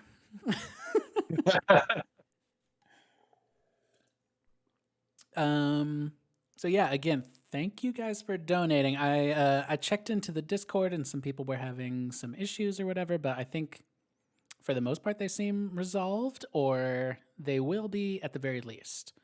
So if there's any issues, just let me know and I'll do everything I can to resolve them. Grapes were not my snack, unfortunately. But I think we have some. I should have had grapes. Anyways, Grapes are good. yeah, are we? I think we're ready to continue. I think we are. Hmm. Okay, so you were thinking you were gonna head on out. Anything else you want to do in town before you do so? Man, I immediately went into like D&D mode. I'm like, is there a general store? Is it? Well, that's true. I mean, what? How are you fixed for equipage? Man. Well, okay. So to be honest, I have no possessions written down on my character sheet. Imagine no possessions. Right. Yeah. So I don't know if I need to go get some. Like Well, we're not going to worry too much about like tracking dollars and cents or anything like that. But if there's just anything you were like, oh, let me pick up a grappling hook and rope or whatever, anything you just want to put as a matter of record that you're bringing along. That's a good question. Man, maybe I think I just want to bring everything that he gave me. Yeah, I just want to bring that stuff, and I closed out all of my my handouts, of course. Yep. But I wanted to see it, like I'm trying to remember. Kenny's trying to remember. Victor can just go look, but is there anything in there that, like, I don't want to be like, okay, like I have the sarcophagus. I need that. Like if there is a creature, like I'm leaning into the like what ifs here. So Yeah. it's like if there's some kind of creature, I'm gonna need this sarcophagus. But then they had a piece of amber, and I don't see any amber in this box. Correct. Is there is there a gift shop in the museum that I can go snag a piece of amber? Possibly with a luck roll. You'll recall that the journal described the amber as melting and bubbling away, and the thing that was within coming up out of it. So right, presumably that amber no longer exists. Right. Okay. Then I would like to try to make a luck roll here. Sure. And luck rolls don't get a penalty or bonus die, correct? No.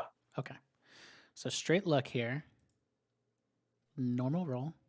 Oof. Ouch. Ouch. Yeah. So no luck in the gift shop. They just sold out. Or gift shops don't exist yet. All right. That's also true. Where's the gift shop? What? Yeah, exactly. I'm like, forget about it. Never mind. Well, yeah, I don't know. I guess that's it. Like, I don't have. I don't recall reading anything in those letters or journals or anything like that. That's like, this is how to trap it, right? It was just it was just like the symbols on the doors and the windows, and those were that was kind of it. So if that's the case, I'm like, well, I can't find any amber, but whatever. I got the sarcophagus, so let's just go check this place out and see what's going on. All right. So in proper Lovecraft Country tradition, you'll have to catch a bus. Nice. And that'll get you out to to the adjacent town by 10 a.m. So this would be the next day. Oh, by the way, you actually picked up some stuff for reading that journal. Ooh. First of all, you lost 1d2 sanity. So let me go ahead and roll that for you here. Oh, wow. Yeah. Oh. All right. So that's fine. That's 2 divided by 2. So that's 1. Oh, okay. So you lost 1 point of sanity. Okay. You also picked up 1 point of Cthulhu Mythos. Ooh. Yeah. 1 point of Cthulhu Mythos. Don't mind if I do. I believe that makes my Mythos score a robust 1. 1. Okay. Yeah. Oh, I gotta go to Yeah, and it took you about 4 hours to read through that thing. So basically, montage as the you sitting glued to this journal on your hotel bed as the light dimmed outside, and by the time you were done, it was nearly dark. Oh, you also get a check in occult. So just in case you ever play this character again, go ahead and check your occult. Will do. Never know. You never know. You never know. Yeah. And yeah, okay, that's it. And I don't think I and I passed a roll earlier, didn't I? You did, but let's see. One you had to spend luck on, and you don't get checks for that. Oh, that's right. And then I think I do remember contemplating whether to give you a check on another one. I decided not to. Okay, so. fair. I'll take it. Because I'm stingy. I'm a stingy keeper. I like it. I want to work for it. That's right. You got to earn it. You got to feel like you earned those checks. Totally. Oh yeah. So yeah, I'm just like, well, I'm gonna go catch a bus ticket then, and we'll get out to what was the address again? You're going to Ross's Corners, and this is the Arkham to Worcester bus. Okay. And then the farmhouse is just outside of town, apparently. Okay. Well, then I'll put my hat on and my my autumn jacket, my autumn coat. Yes. And hit the bus. All right. So yeah, it's another chill autumnal day here. Ooh. In Massachusetts as you board the rattle trap bus, and it heads off down the road, belching blue smoke behind it, along the turnpike out towards Worcester. And about an hour later, it wheezes to a stop outside the general store in Ross's Corner. So there's your general store for you. You can pick up your 10-foot pole and your 50 feet of rope. Perfect. But debarking from the bus, you can immediately see this is a town in decline. Most of the buildings, they haven't had a fresh coat of paint in some time. Couple of boarded up businesses on Main Street here. It's an old church. The general store, of course, combination general store, post office, gas station kind of affair. A couple of those big tall pumps out front, And is there a creepy old harbinger out there who's like, yeah, there's a creepy old man on a rocking chair. Yeah. Just keep moving, son. Yeah. The old Buckner plays. You know damn well which war. Yeah, so I guess I'm gonna kind of walk. Well, we're pulled over at this gas station or whatever. Or has the bus even been there yet? Yeah, this is as you're descending from the bus. So. Oh, okay, cool. Yeah, I just kind of want to look around, and if there is somebody to talk to, I'd like to go ask them about this property or, that kind of thing. No, the general store looks to be open. I mean, it's a somewhat chilly day, so there's nobody like hanging out on the porch or anything. But there's some lights on inside, and you can see people moving around. Okay. And oh man, how am I carrying around this child-sized sarcophagus? I imagine Good point. I probably like wrapped it up in some paper or You're just clutching it to you like the log lady. Keep the I have it David Lynch vibes going. I have it strapped to my back like a coffin. There you go. I mean, you could have it back in the box and put some twine around it and just be carrying it like that. It wouldn't look too unusual. You know? Okay, yeah. So yeah, I kind of want to keep that close to me, and yeah, just walk into the general store. You know, I imagine there's a little bell chime that goes off, Mm-hmm. and I'm looking around. I mean, if something pops out at me, like, oh, this might be useful, like, I'll probably snag it. Otherwise, I'm gonna just kind of go for, you know, whoever's working behind the counter, and, Yeah. and talk to them. So yeah, indeed. The little bell chimes as you open the door, and the screen door creaks shut behind you, and this draws the attention of the half dozen or so locals who are in the store at the moment. It's a couple old guys, you know, propping up a table over in the corner playing chess, you know, and the couple of local housefraus doing their shopping, and a rather tall, you know, intimidating looking older woman with like kind of steel wool hair pulled back in a bun, is the person working the counter. And the immediate impression you get as you take everything in is just these kind of blank looks, you know, like very, very non-committal. Everyone's just kind of staring at you. Oh man. Well, I probably do exactly that. I'm like, you know, Yeah, like, exactly. Yeah. clear my throat and walk up to the counter. And I'm looking around on the counter to to just be like, I'll buy this, you know? Yeah. So I Like, imagine there might be like a lighter or something. you okay, know? sure. Yeah. Yeah. Get a Like, little like.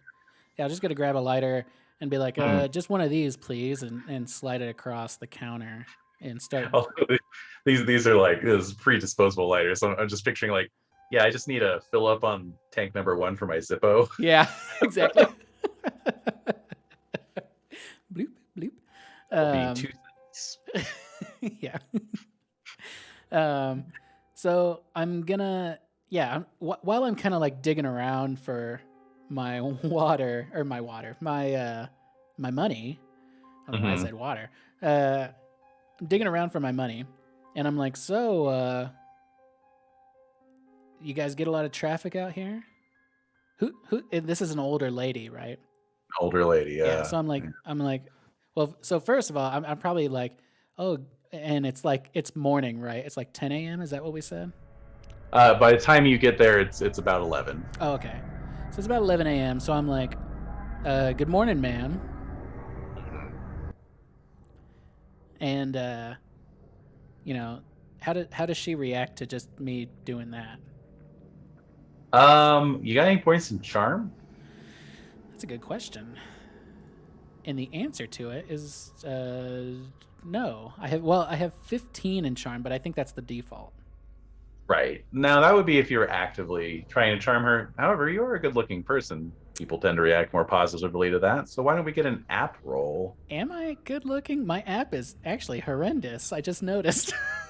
What? You said you look like Brendan Fraser and Rachel Weisz put together. How dare you lie to me like that? What I meant was. Oh wait, hold on. Do I get a penalty? Is this a penalty or a bonus? Oh, I don't know. I lost track. What was the last thing you rolled was a penalty, actually. So this would be a bonus. Oh, die, that's right. That's right. Bonus die. All right. Yo. Wow. Okay. App of 25? Are you serious?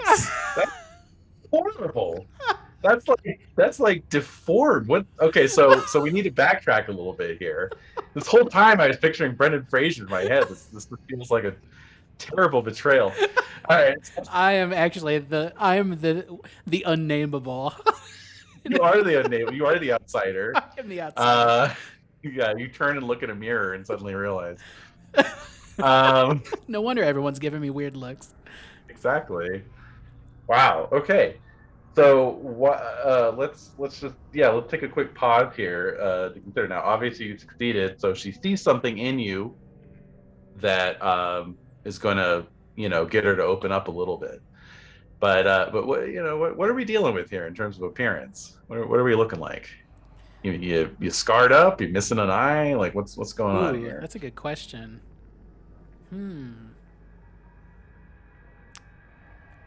Missing a head?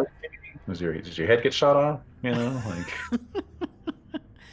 I think the stump of maybe I have some like serious scarring on the side of my face. Maybe I'm like, oh god, maybe I'm like the Hound-ish, where like half of my face is like horribly scarred, and that's why I wear my collar turned up in a hat. So I try to hide that. That's why I'm like my good side is Brendan Fraser. Oh, okay, that's fair. My bad side looks like taffy. It's pretty bad. Right. It's pretty bad. All right. I don't know if it's like I don't know what kind of scarring it is, but it's just really bad scarring. All right. Non-specific scarring. We'll just leave it at there. Exactly. Leave it at that for now. Well, obviously it elicits some sympathy on her part. Perhaps she assumes you're a war veteran, Ooh, yeah. Got that in the war. And so you were asking her if this is a lot of folks stopping off here. Yeah. Okay.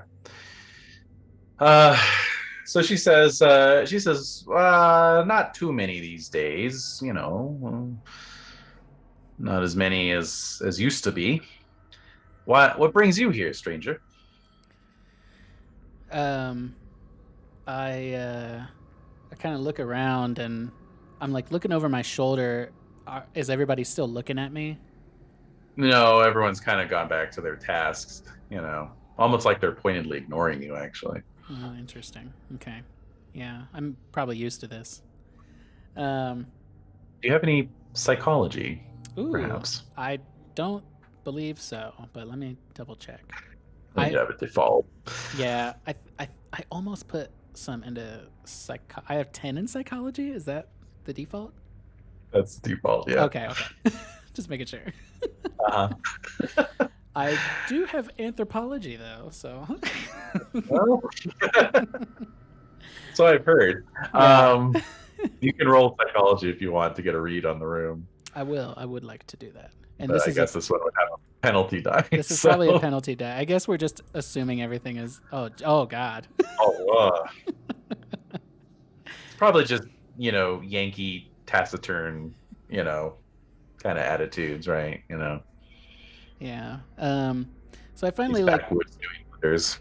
Yeah, exactly. So I finally dig out some money to pay for this lighter, and I'm like, I just got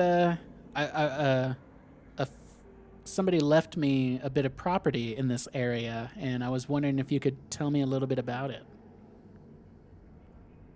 So she looks quite intrigued by this. She says, "Is that so? Which property is it then?" I give her the address, or at least like the, like the whereabouts. Like it's like it's a little farm about, farmhouse out on Boone Road or whatever. Yeah, some property out on Boone Road, I believe. Can you tell me about it? What the farm was used for, perhaps? There's a sound of one of the women in the aisles dropping the flour sack that she had just picked up. Oh God. And the proprietress narrows her eyes a little bit. She says, Well, around here, they say that farmstead is haunted. Go I on. don't personally put any I don't personally put any truck by those stories. Taxes are always paid on the place. Small town folk always make sure they know what's going on. Local properties, who owns them. It's our business. So, if you are the new owner of that farmhouse, welcome to the neighborhood. But reason, she kind of motions for you to lean in a little bit. I get in as close as I can. The reason some of these folk are perhaps being a little quiet is one of our own went missing last night. Farmer's wife named Maggie McFurter went out after dark to check on the horses and hasn't been seen since. And did the McFurders, do they live around the area, around Boone? They do. Well, I shall keep an eye out on the property. Perhaps she is hiding in the house somewhere. Something, one of the horses spooked her, perhaps. Perhaps, if you happen to see her, absolutely bring her back into town right away. Will do. And I kind of straighten up and I say, well, seeing as how we'll be neighbors soon, pleased to meet you, man. My name is Victor Hines. Please meet you, Mr. Hines. You can call me Ma Peters. Well, Ma. He probably is like Miss Peters. Yeah. Thank you. And he, when she's like sliding him in his change, like he probably pushes a couple cents back into like the community jar or whatever. And take my lighter and kind of do one of these, like I got my thing, and now I'm gonna go. And I turn around, and as I'm turning around, I'm keeping an eye out just to see like if anybody in here is like looking at me still or at all, or maybe after hearing me talk about owning this place, like now are people like looking at me, They're giving you a once over again, and as you put your hand on the doorknob to leave, one of the old men in the corner says, just keep walking out Boone Road till you get to the burned out tree struck by lightning over the summer. I nod to her, don't say anything, and leave the general store. All right. Okie dokie. So it's about midday, and you've got an idea of where to go. And start hoofing it. Yeah, I guess so. I'm gonna pick up my bag, which I guess I probably would have like emptied my suitcase and put all the stuff that Rupert gave me into it.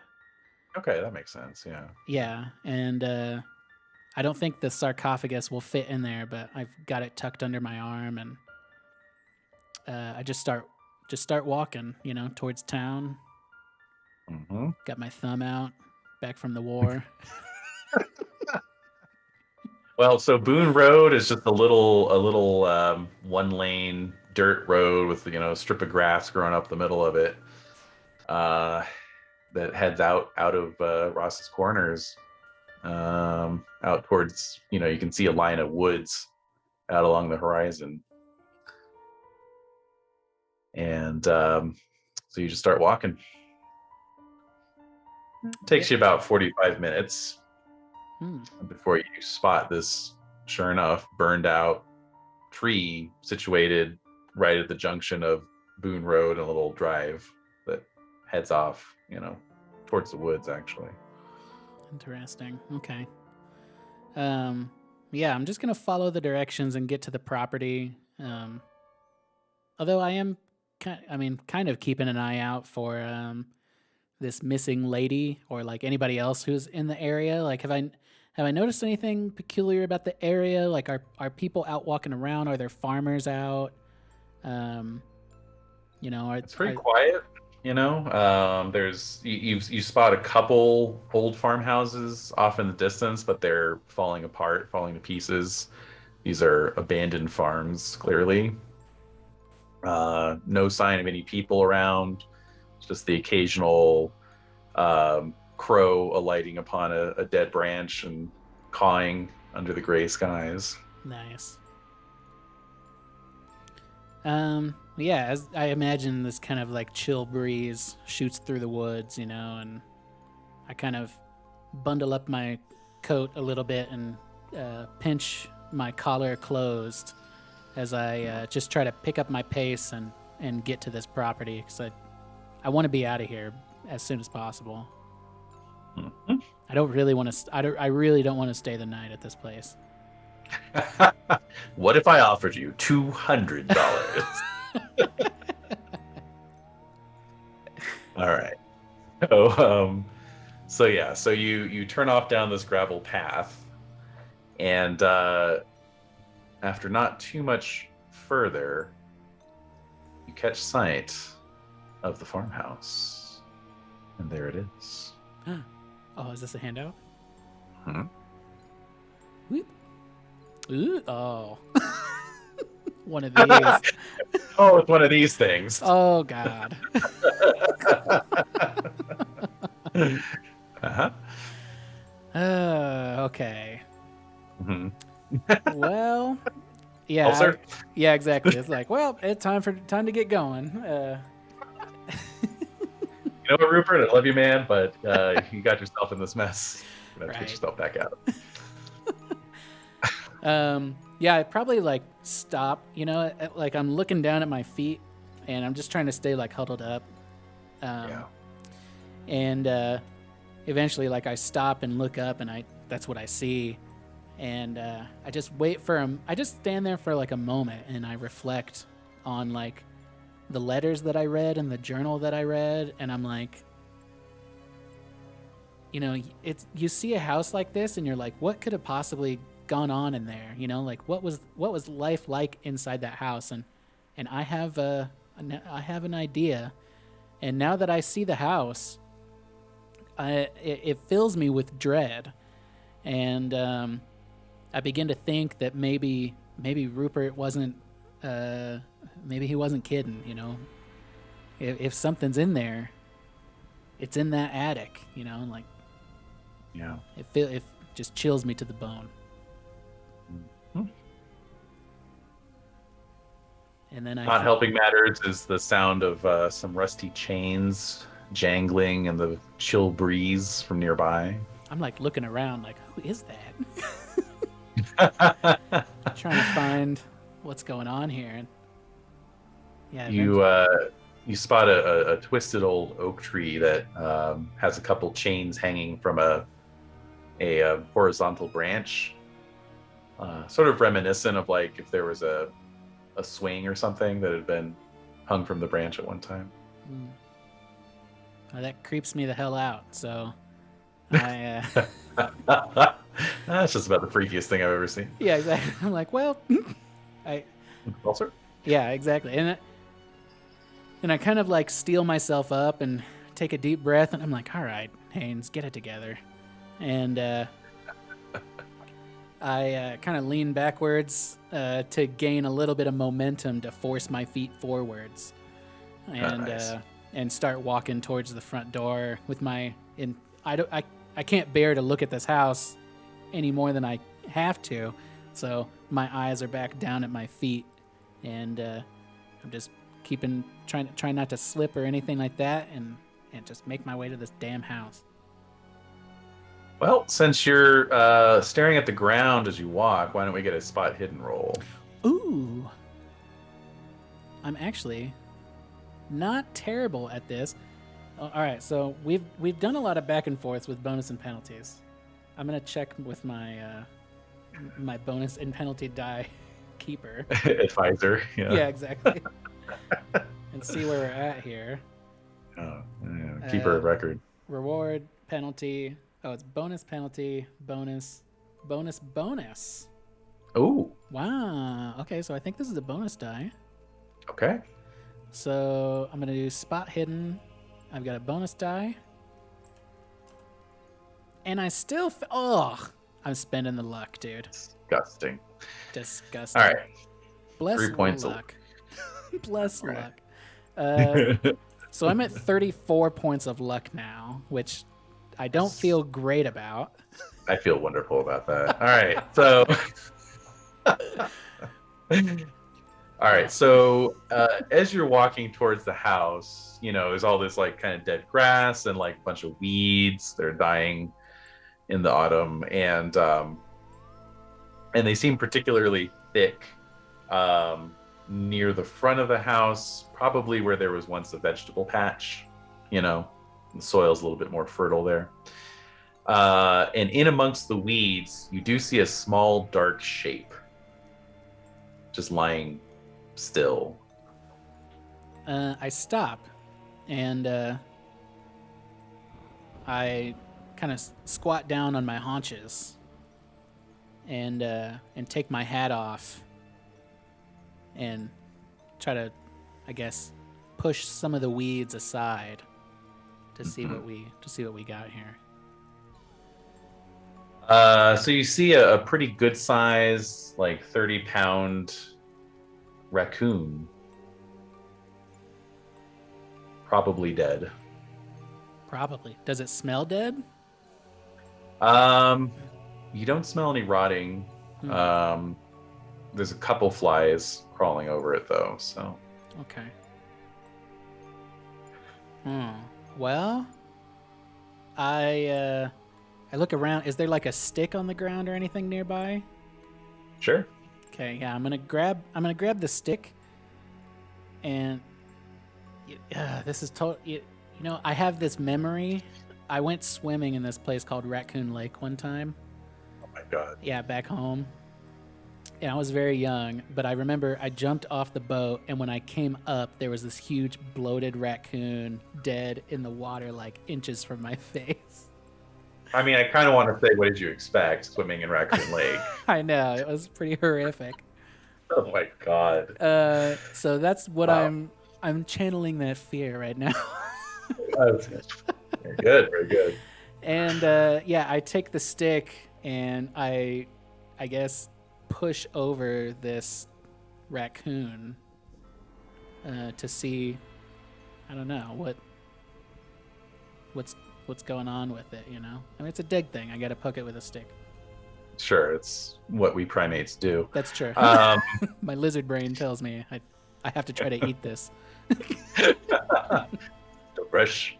All right, so you prod it with the stick, and it does kind of roll over and exposes its underside, and you can see its chest, like its rib cage, has been hollowed out a good amount, like maybe the diameter of an orange. Just a big hole in its rib cage. I don't like that. No.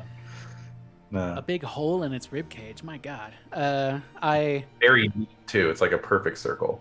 recoil. I probably fall back on my butt. Yeah. And I pull my arm in front of my mouth to prevent me from vomiting. Mm-hmm. And I look at it, and is all the meat gone? Are organs in there still, or? Well, you'd have to lean in and take a close look. I guess I'm gonna do that. I guess I'm gonna have to do that. You recover your wits and lean forward a bit, looking at this hole in its chest, and it's just a dark pit. There's no visible organ, flesh to be seen. Okay. I stand. I guess I take whatever gold it had, and I stand up. Yeah. Hold on, let me just make some rolls here. 18 copper pieces. Nice. I stand up and brush off my my knees and my rear end, Mm-hmm. and then and I look back up at the house with a shudder, and I recall the lesions on poor Rupert, Mm-hmm. and I wonder if whatever ungodly thing did this to this raccoon, if it somehow latched its tentacled I'm using tentacles loosely here. If it Yeah, somehow sure. if it Got its somehow greasy mitts. exactly, if it somehow got its greasy mitts on old Rupert. Mm. And I guess I start walking to the door. Ugh. All right. Ugh. Ah. Ah. All right. So, so there are some woods. There's some woods well beyond the farmhouse, right? Well, not well beyond, but 50 yards out from the farmhouse. There's an old well near the front porch. And then it's the front door itself. Oh, and you can see the peak of a sagging barn out behind the farmhouse at this point. Ooh, nice. Love a good sagging barn. Oh yeah. Grew up in Sagging Barn, Minnesota. Dude, for real. I mean, you drive 20 minutes from my hometown in any direction, you're gonna see a bunch of barns that be sagging. Man.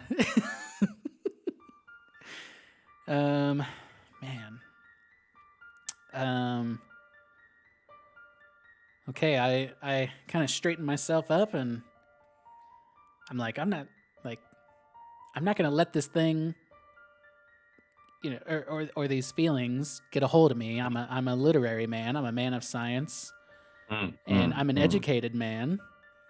Certainly. And I,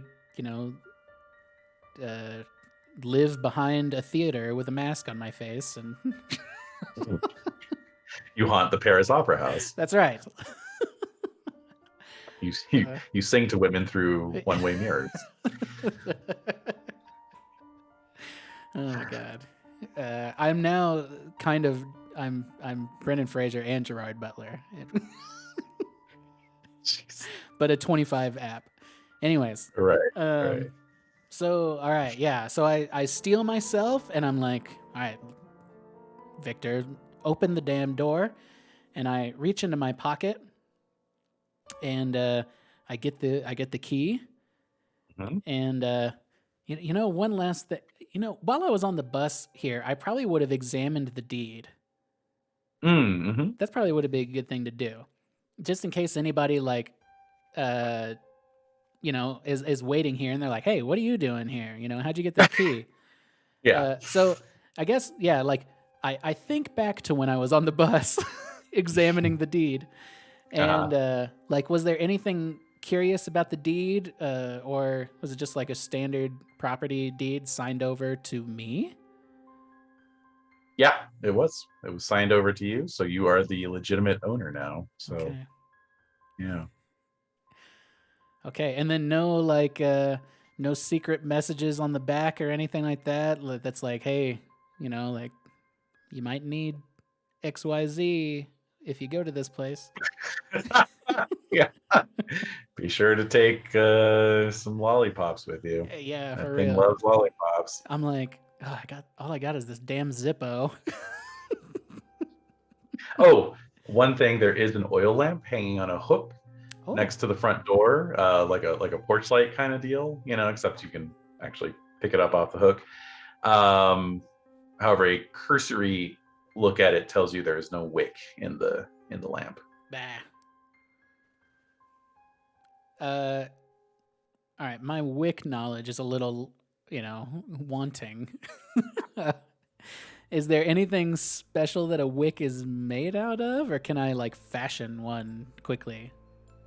I believe they're cotton. They're like a woven woven cotton or some kind of fabric. Okay. Yeah, I mean, you could fashion one. It would be pretty jury rigged. You'd probably be. I mean, how's your mechanical repair skill? You know, like we're Ah, we're we're playing with forces we cannot comprehend here in terms of jury rigging an oil lamp. Set the whole house on fire. I know. Well, my mechanical repair, I believe, is the default 10, so Uh-huh. I'm not worried about it. But Uh-huh. I think it's going to be more dramatic that all I have is this little lighter. I love it. I love So it. Yeah. I'm way more into that. Yeah, Like I said, all same. my fails are partial successes. That's right. All right, yeah. So I take out the key. How does the key look? Is it like just a regular old house key? Is there? It's kind of an older key to fit this older lock, you know, so it's one of those classic kind of barrel shaped constructions with the little intricate, you know, tumbler mechanism on it. Probably forged during the Civil War or possibly earlier, you know. Oof. Well, if it doesn't work, I've got a ton in locksmith. I'm just ready to burn it, baby. Damn right. Oh, also an occult roll, if you would, please. Oh, an occult roll, David. Yes. I believe I get a bonus die for this. You had 2 bonuses in a row, so that sounds right to me. I think now I have 4. Ooh, how generous. 4 total. I know. You guys are MVPs. Although now that Rainy's back, I suspect I'll be flooded with penalty dice. Flooded. All right, let's see. All right, the occult roll, which is already checked. Nice. A generous 5, and I get a bonus die on here. Come on, oh, nope, okay. Wow, that was the best one. That was the best one. So, all right. a good old 74 out of 5. So, as mentioned, there are carvings in the lintels of the doors and windows. And what these may mean, you have no idea. Yeah, I'm curious. Do they look, Victor is a educated man, so do these symbols, do they look similar to what was inside the sarcophagus? No. Okay. No, they're totally different. Okay. It's basically the Ghostbusters. Just the ghost. Ray. Looking at us, Ray. It's looking at us, Ray. Okay. So, well, I reach into my pocket and I get this dang key out, and I look up at these ominous occult symbols, and before they freak me out too much, I kind of like, I tuck in and look down at the lock and start unlocking the door and turning the handle. All right. Well, I hate to stymie your locksmithing moment of glory, but the key turns relatively easily in the lock. Hey, and doing it like my dad taught me, using a key. Using the key. That's rule 0 of locksmithing: is always try a key first. Rule 0. Have you tried unlocking it with a key? Yeah. All right. All right. So the front door creaks open on rusty hinges, and you can see inside.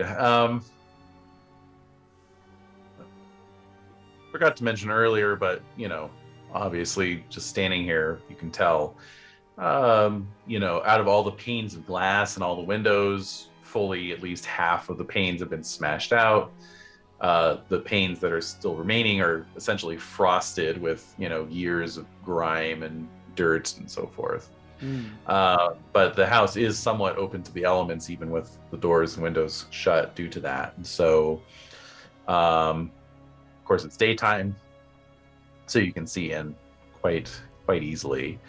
And what you're seeing is apparently a front room of some kind. A very foul odor wafts out from within as you stand there on the porch. I take out a clean handkerchief and hold it over my face, my nose and mouth, as I Mhm. stifle out a good God. Yeah, And it's almost kind of acidic. hmm. Mhm. Okay, yeah. I It's a bit like formic acid, like when you're crushing ants, and fingers oh, smell like ooh, oh, yeah, yeah, crushed yeah. ants. Yeah. Hmm. Okay, yeah. I say that's I think like that's peculiar, but I didn't do too well in the chemistry department, so Mhm. I don't know how much I would be willing to divine from that. But I do walk in, and I'm feeling reasonably confident. I mean, this is a spooky place to be in, and Rupert obviously had a lot of like trauma from this area, but if what he says is correct, and whatever was here, um, really was here, then when he died, it could then leave. So that's kind of what I'm like. All right, if that thing is here, then whatever. Like there's not much I can do about it. But if it's real and it could have gone, then maybe it's not here. That's So that's a logical path of reasoning. yeah, so I just start walking, and I'm looking for like the signs from the letter. Like I'm looking for the pentagram on the floor, and I'm looking for the chair that Rupert sat in the corner, um, or maybe like some leftover occult remnants. Like I remember they went back and got their belongings, but they may have left something behind. I don't know. Or maybe Okay. Rupert came back and left something for me if he knew that something was going to Hmm. happen. Hmm. All right. Well, let me give you a little pocket description of what's in this room then. So, first of all, there's thick coating of dust on every horizontal surface. The floorboards are also covered in leaves and just sort of rotted organic material that's blown in. The floorboards themselves are a bit warped from dripping water coming through the ceiling. But there is some empty shelves on the walls. There's an iron stove resting against a wall with the pipe still connected to the outside. A round table with chairs sits near the stove. Um, there's an old couch and a matching wing chair, both quite moldering and decrepit. And on the far side of the room, there's also just a little pass through on the wall to your left to another room. And then just beyond that pass through, you see a narrow little hole in the floor, like probably for a cellar, stairs leading down. Oh God. See. Oh, Playing and make a listen roll too, please. ooh. Playing this by yourself is very scary. Uh-huh. Excellent. Let's see here. I'm keeping track of my bonus die by reacting to them in Caitlin and I's Discord chat. Nice. Listen. L. Where's that at? Oh, there it is. Yeah. Languages. Right. Listen comes after languages. I guess so. One bonus Most die. alphabets. Kapow. There we go. All right. So I assume you're entering the farmhouse. Yes, I am. I am entering, and yeah, that's where I'm kind of like keeping kind of a lookout for all these things, and it even kind of like, well, it's like midday. It's like noon, right? Yeah. Okay. Gray skies though, so it's light's a little dim, but not too bad. I might even look, since the stove has pipes that are still connected. I might even look in the stove to see if there's like material to get a fire going, since I have a lighter, just to make my stay here a little more bearable. All right. So you walk in. The stove's actually not too far from the front door there. So logically, it'd be one of the first things you check out. And it's a classic old Victorian stove with the filigree on it and everything. And you turn the handle and you open the door, and you see inside it's just old ashes and a dead robin that apparently flew down the pipe and couldn't get back out. Died a miserable death inside this cast iron stove and basically mummified. Wow, jeez. But I love mummies, so. So as you're taking that in, I'm like, ooh, mummy. Mummy. You, as you're taking that in, you hear something coming from beneath the floorboards. Oh God. Some kind of movement, just a little like squeak of something, and then something getting pushed aside. I think like it's probably a damn raccoon stuck down there. So I and thinking that it might suffer some terrible fate just like this robin or the raccoon outside. I'm like, I need, whatever poor creature is stuck down here, I need to go help it. So I just walk over to the cellar, and is there a door to the cellar? Or is it just an open hole? Yeah, it's just a little hole cut into the floor. There's some stairs, steep stairs leading down. Okay, yeah. So I'll get there. Oh, and go ahead.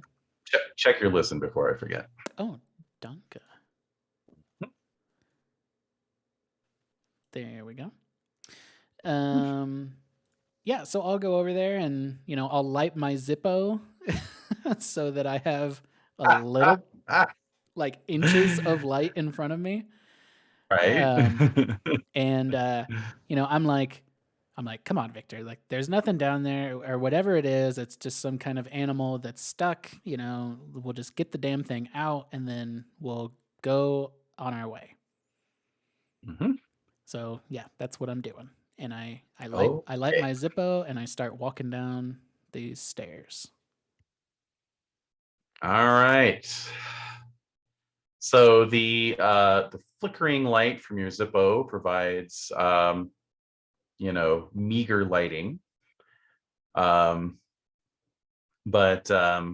you can just barely make out, the stairs in front of you, and the fact that you're entering into a earthen floored cellar of some kind. As you reach the bottom of the stairs, please make a spot hidden roll. Ooh. Okay. Spot hidden, and I will get a bonus die on this. Okay. I've got one more bonus, and then we're starting to get back into penalties. Oh, good. We're getting to penalty land. Yeah. All right. All right. Spot hidden, bonus 1. A narrow success. Whew. All right. Okay. Next question would be, do these bonus and penalty dice apply to keeper rolls as well, or are they just for you? Oh, that's a good question, dude. What do you guys think? What does the chat think? Yeah, what does chat think? Do these bonus and penalty die apply to all die rolls? That's a good question. I am keeper rolls too. I am kind of I like that idea. Yeah, so you get a bonus die on this next one, and then I will get a penalty die on whatever happens. Okay. Whatever happens next. All right. Only bonuses for the keeper. Damn, that's hardcore. Yeah, that's God mode. God mode. That's how I like to play. All right. And how do I indicate a bonus Oh, die with this? so you should click the skill, Mhm. and then it may ask you bonus or penalty, in which case you will select that, and then it'll ask you how many die, and you'll put 1. If not, you'll just make the roll, and then underneath you'll see it says bonus and penalty, and you can just click. Bonus penalty. Yeah, you can click that. Cool. Okay. All right. So basically, you get to the bottom of the stairs, you have your Zippo, and out of the corner of your eye, something is just rushing at you. And you just get like this split second of warning that gives you enough time to kind of flinch away from it as something swings a table leg at your head. Oh my god. And I mean, yeah. What am I due for a bonus or a penalty on this? I think you're due for a bonus on this one. All right. I got a hard success. You Can't do really much did. better than that. But if I get an extreme success, Oh my god. Okay. yeah, okay, we're good. So, got a hard success, 4 points of damage. So you are clocked by this table leg. Oh my god. 4 points of damage? Uh-huh. I have 8 hit points left. Holy mackerel. Wow. Okay. You are. Wow. All right. So that's ooh, I believe that would be a major wound. Oh no. That's half your hit points. So Wait, no. see here. No. Wait, I have 12 wounds total. Okay. And then the 4 took me down to 8. Okay, thank goodness. I'm like, how does he have not 8 hit points? That is wow. Okay, good. Oh All right, my so you gosh. did not take a major wound, which is good. Yay. You did not crack your skull open. Oh my god.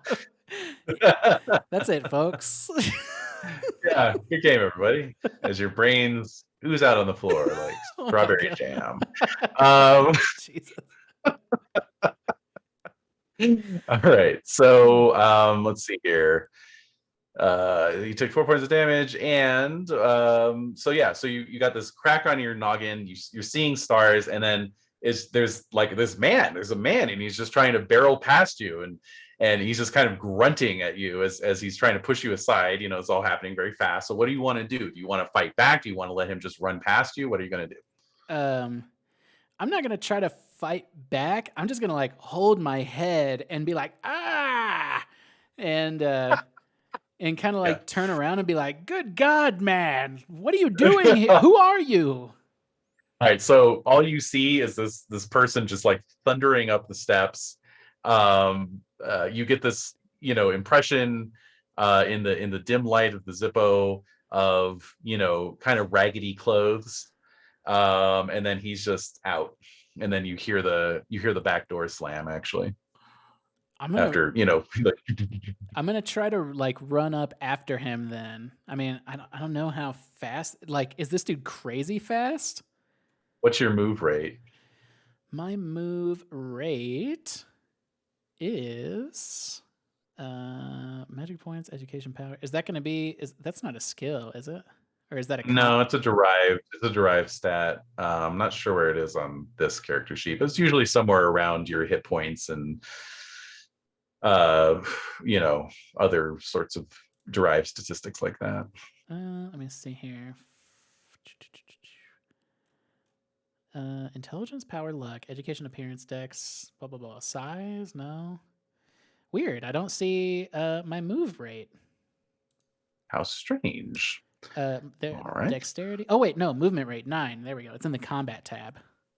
Ah, all right, that makes sense. 9. So okay, you're pretty fast. You're speedy on your feet. So okay. Yeah, you could give chase if you want. If I think I can like get this guy, I'm gonna go after him.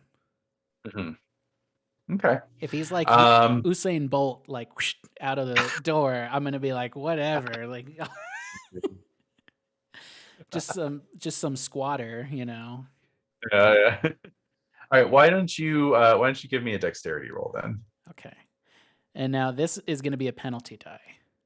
Oh boy. But I've made it work. Oh God, no, it didn't work. And now I need to roll his dex. Am I bonused or penaltied? Oh man, that's a good question. I believe bonus penalty. You are bonused. Wow. All right. All right. Well, that would be a failure, but I also rolled a 9, so it is a failure as well. Okay. Oh my gosh.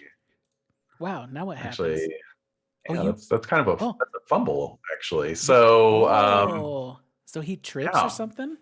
yeah, he trips at the top of the stairs. So even though you're a little slow, he trips and falls. Oh my gosh. So, yeah, now technically you both failed, so we do need to roll again. However, I'm going to give you a bonus die, which may offset a penalty die. I don't know. No, I actually get a bonus. I get a or wait, hold on.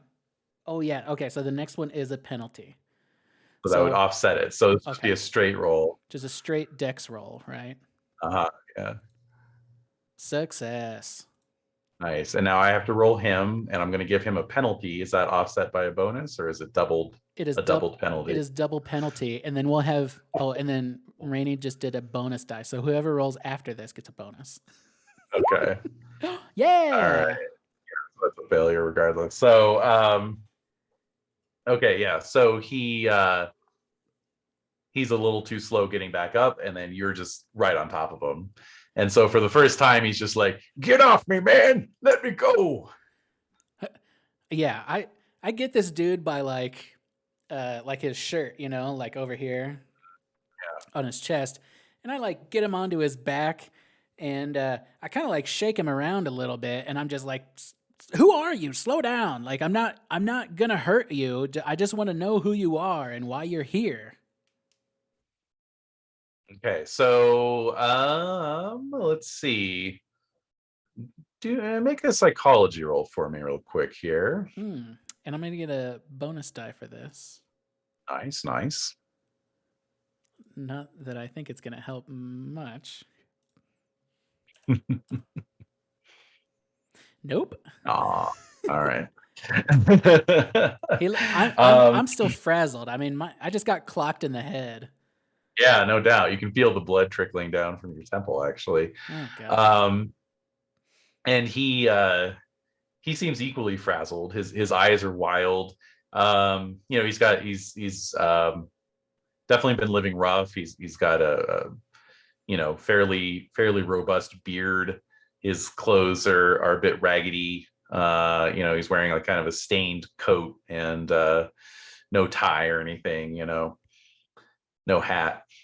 And he's just trying to basically fight you off, and he's like, "Get off me, it's gonna get you too, get off me, let me out of here, I just wanted my stuff, just let me go, please."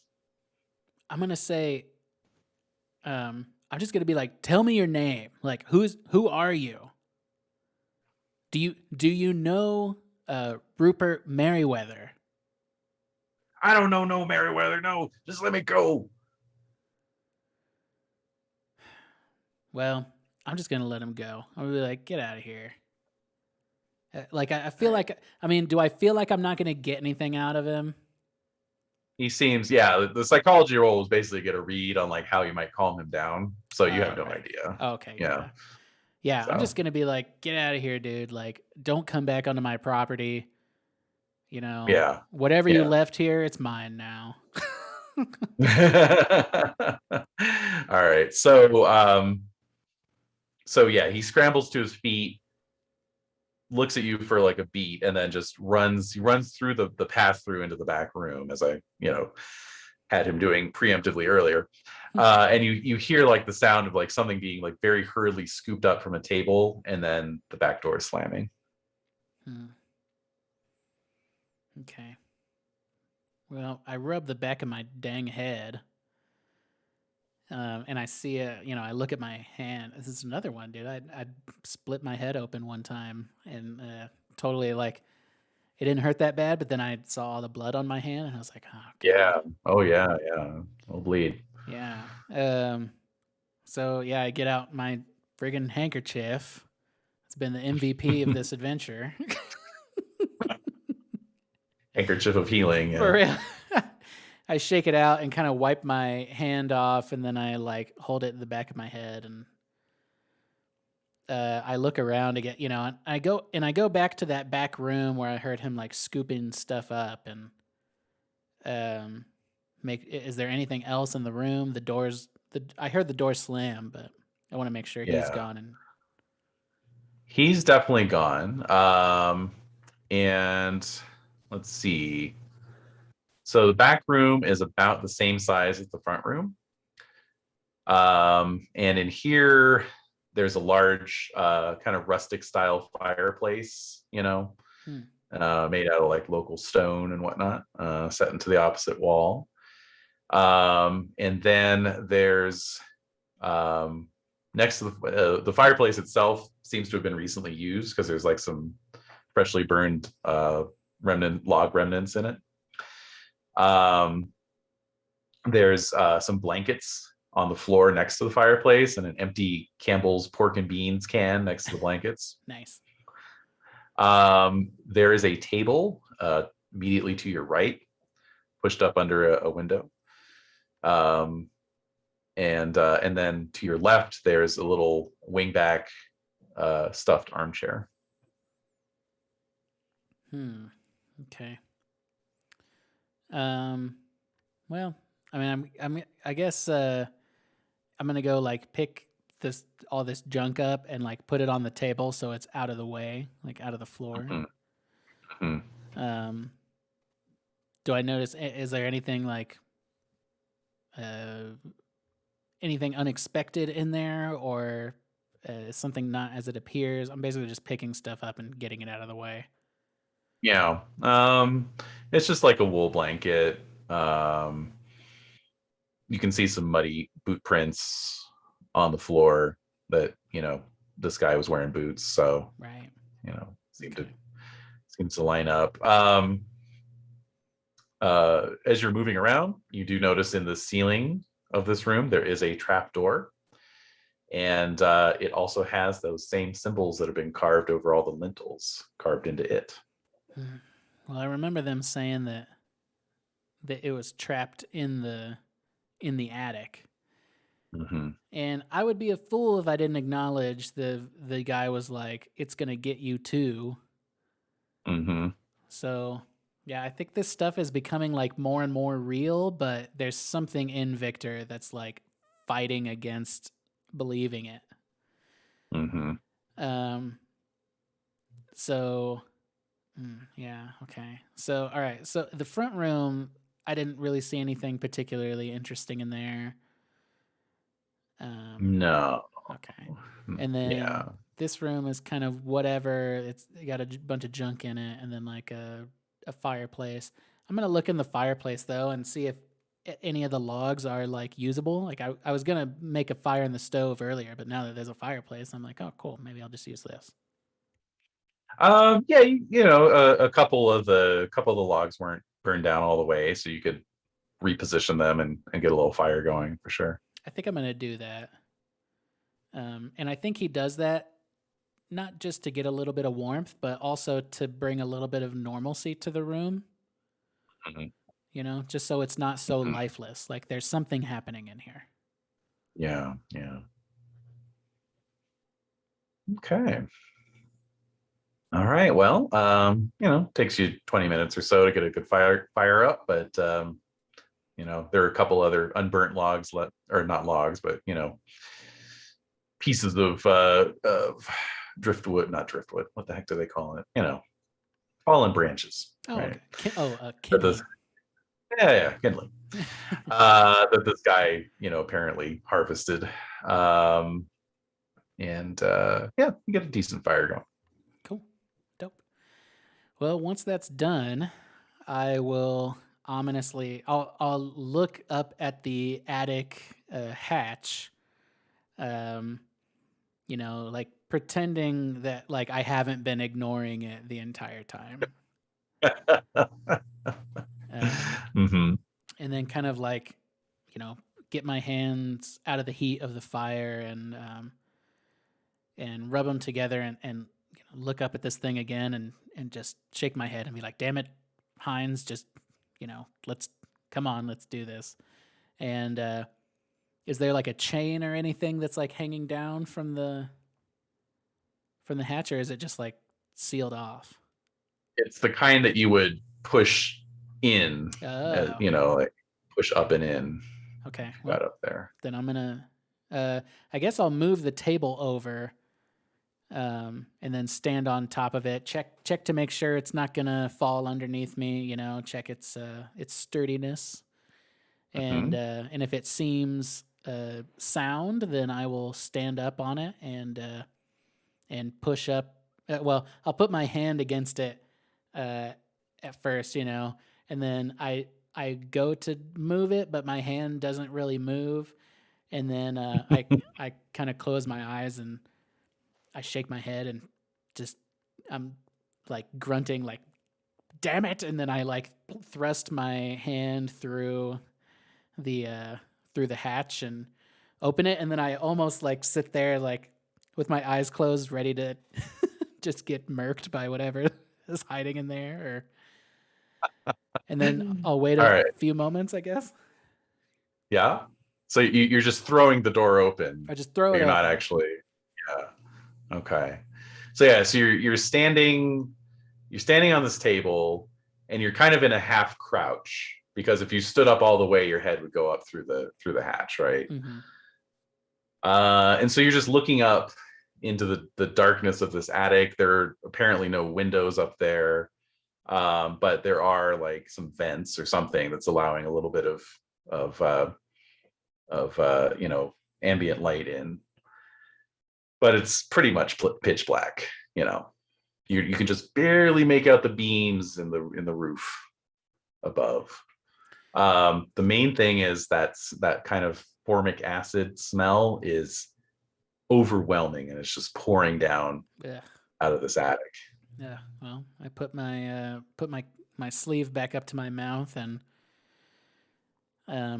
if nothing happens after a few moments, then I will get out my Zippo and open up a flame and stick my head through the hatch very cautiously at first. Just my eyes, and then looking around with the little Zippo right here, and if I don't sense anything, I'll just keep going. All right. So you can hear the blood in your ears as your heart starts to pound. There's a almost instinctual part of your brain that's telling you this is dangerous. And you straighten up a bit more, and you're really not seeing anything. There's like nothing in this attic. Absolutely nothing. You're looking around, and then seemingly out of nowhere, the sound of running footsteps coming straight at you. Oh, oops! There goes my camera. That scared me. The camera. Holy shit! And I'm gonna need a dodge roll, please. Oh my gosh! I've been waiting for this moment my entire life. Bonuses or penalties on this one? I'm checking that right now. I'm at a. We have bonus, penalty, and then bonus coming up. So this is at a bonus. Oh, that's good timing. Oh no! Wait! What was that? Hold on. Versus 10. Yeah, I know. I was like, what the heck?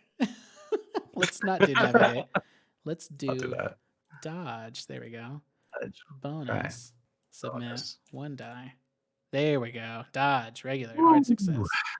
All right. Woo. All my life I had to fight. All right. So, all right. So, something comes running at you, and you just drop back instinctually. You just duck out of the way, but it's like this fight or flight mechanism. So you just drop onto the table and then bounce off the table onto the floor, basically. Since you got an extreme success, normally it would be just a hard success. Yeah, hard. Well, nonetheless, hard success. Normally it'd be D3 damage from the fall. I'm just going to say it's 1 point of damage. Nice. For the heart. Yeah. But 7 never, HP. nevertheless, yeah. So you drop down, and as you're lying there on the floor looking up, the hatch of the attic just slams shut. Oh man. Instinctually, I want to just run out of the house screaming.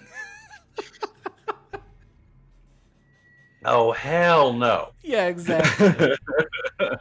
um, So just to emphasize what happened, you were looking straight at whatever was running at you, and you saw nothing. But it had a physical presence.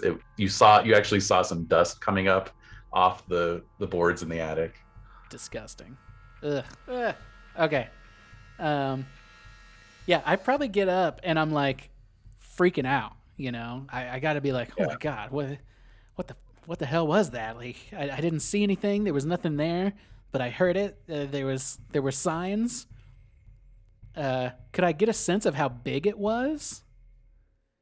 Like, were they little? It sounded like the equivalent of if a full-grown man was running towards you. Ugh, that's horrific. Oh my god, what do I even do against this thing? I start looking around and I'm like, oh my god. Okay, well, I look up? Is the hatch? Did the hatch close as well? Since I wasn't pushing up on it. Exactly. Yeah, it wasn't so much slammed by force, but by just the motion of you dropping, and then you weren't holding it anymore. So I guess I'm just listening now. Like, do I hear anything else? Do I don't know. What's going on up there? Yeah, it's totally silent now. Ugh. I probably I stop and like my hair is By the way, sanity roll, please. I was gonna say this sounds like I need one. Normal sanity roll. Here we go. Whoa! All right. Good job. Dang, good job. That's crazy. Well, I probably still take sanity damage though. You do lose a point. Yeah, you do lose a point. That's fair. And actually, as you are staring up at this trapdoor, you do begin to hear a low growling sound coming from the attic.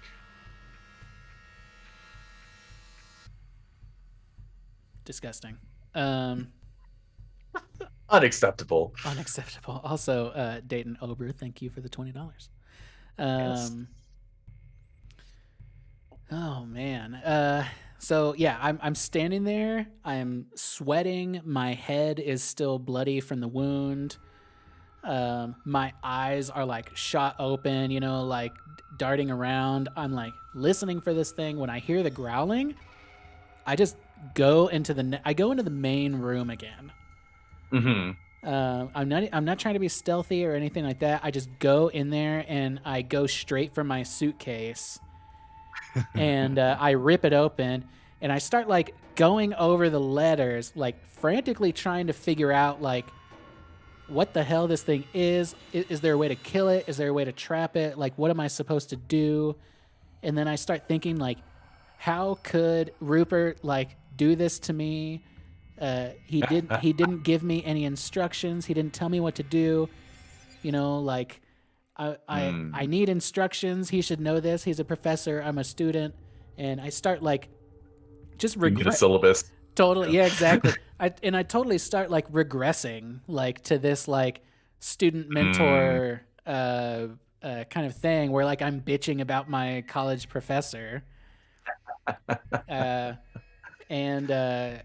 Yeah, I'm like I said, I'm just frantically going through my suitcase, looking for like like how you would scan a book, just being like, "Where's the one word I'm looking for?" All right.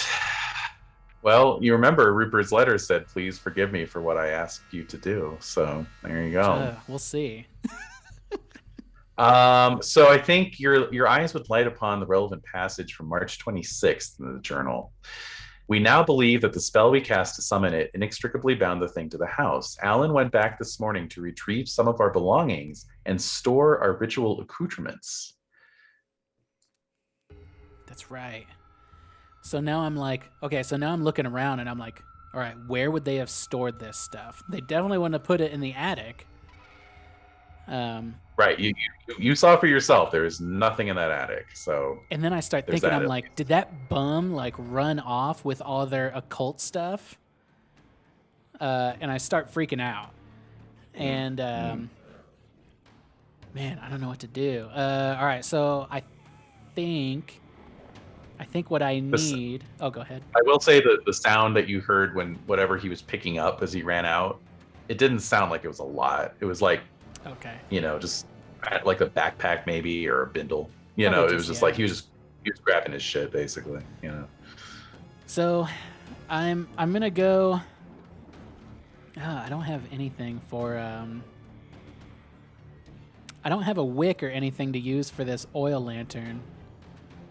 That's outside. So, I guess I really have no choice. I'm just gonna go down to the cellar with my lighter and just look around and try to find whatever the hell they hid. All right. So you venture back down these creaking steep stairs. This time, there are no hobos to ambush you. Good. No lurking hobos. And yeah, by the meager light of your flickering lighter,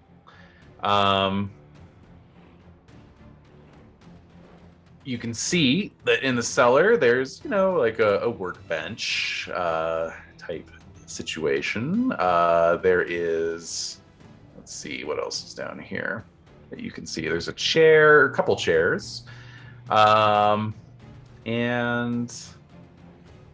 as you're casting your lighter around, there's a pile of lumber. There's a ladder, and box of old tools, and then a tarpaulin covering some sort of large chest, you would say. There we go. Well, you know what? I think I'm gonna look in these. Okay, so I'm gonna dramatically. I grip the cloth. You know me, dude. I grip the cloth covering the chest. I fling it back in dramatic fashion, and we see this chest dimly lit by the flickering light of a lighter, with somehow my like silhouette cast down upon it. And I don't expect that it's unlocked, but I will try to open it anyways. All right. And of course, this is kind of a low ceiling cellar. It's only about maybe a 7-foot ceiling or maybe 6.5. Okay. Packed dirt floor. It's actually kind of nice down here. This is the one part of the property that doesn't smell like formic acid, so nice. Yeah. I'll just stay here. And exactly. Just lock yourself down here. Night of Living Dead style, just wait it out. Yeah.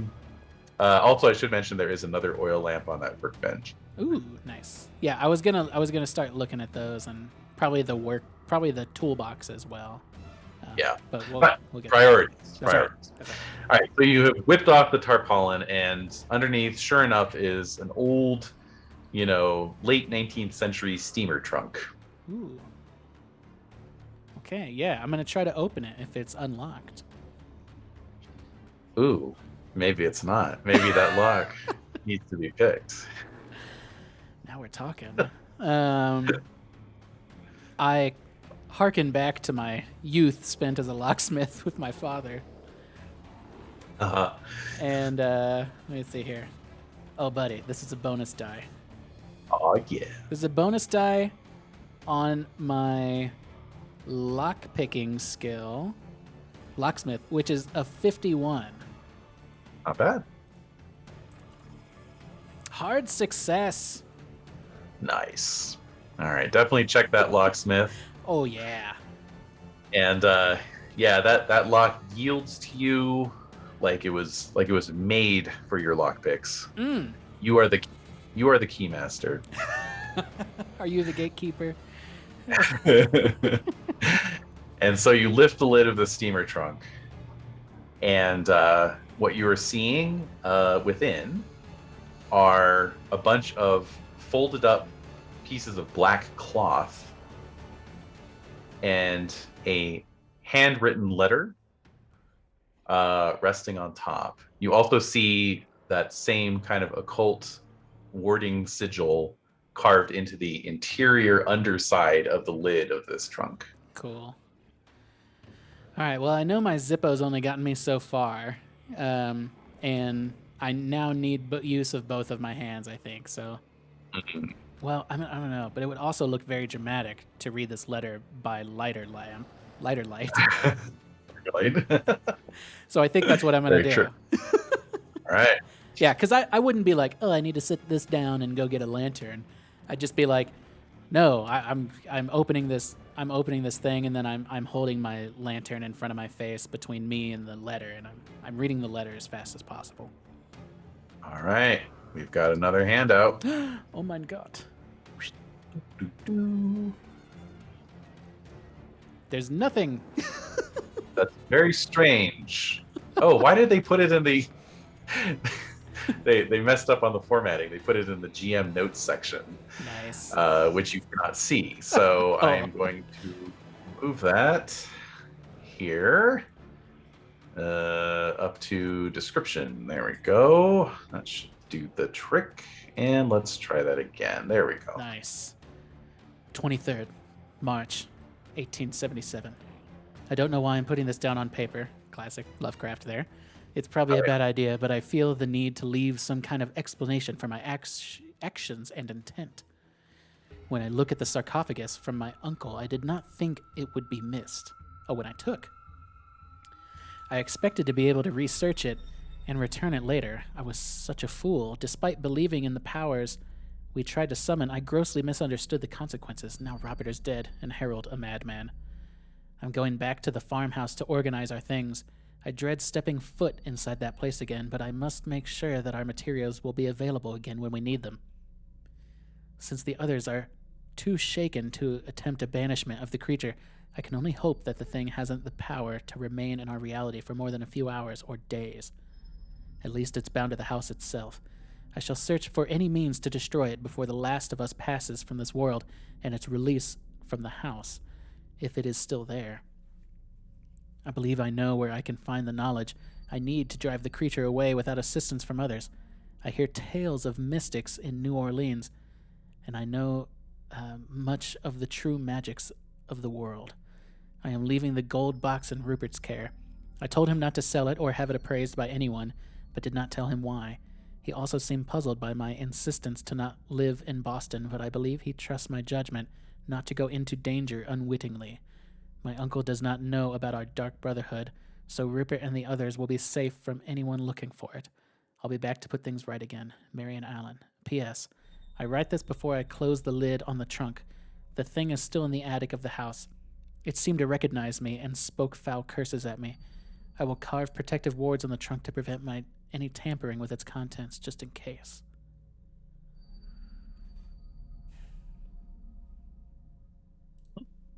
Interesting. I immediately set the letter aside and start looking through the chest. Lighting the lamp at this point, I assume? Yeah, might as well light the lamp.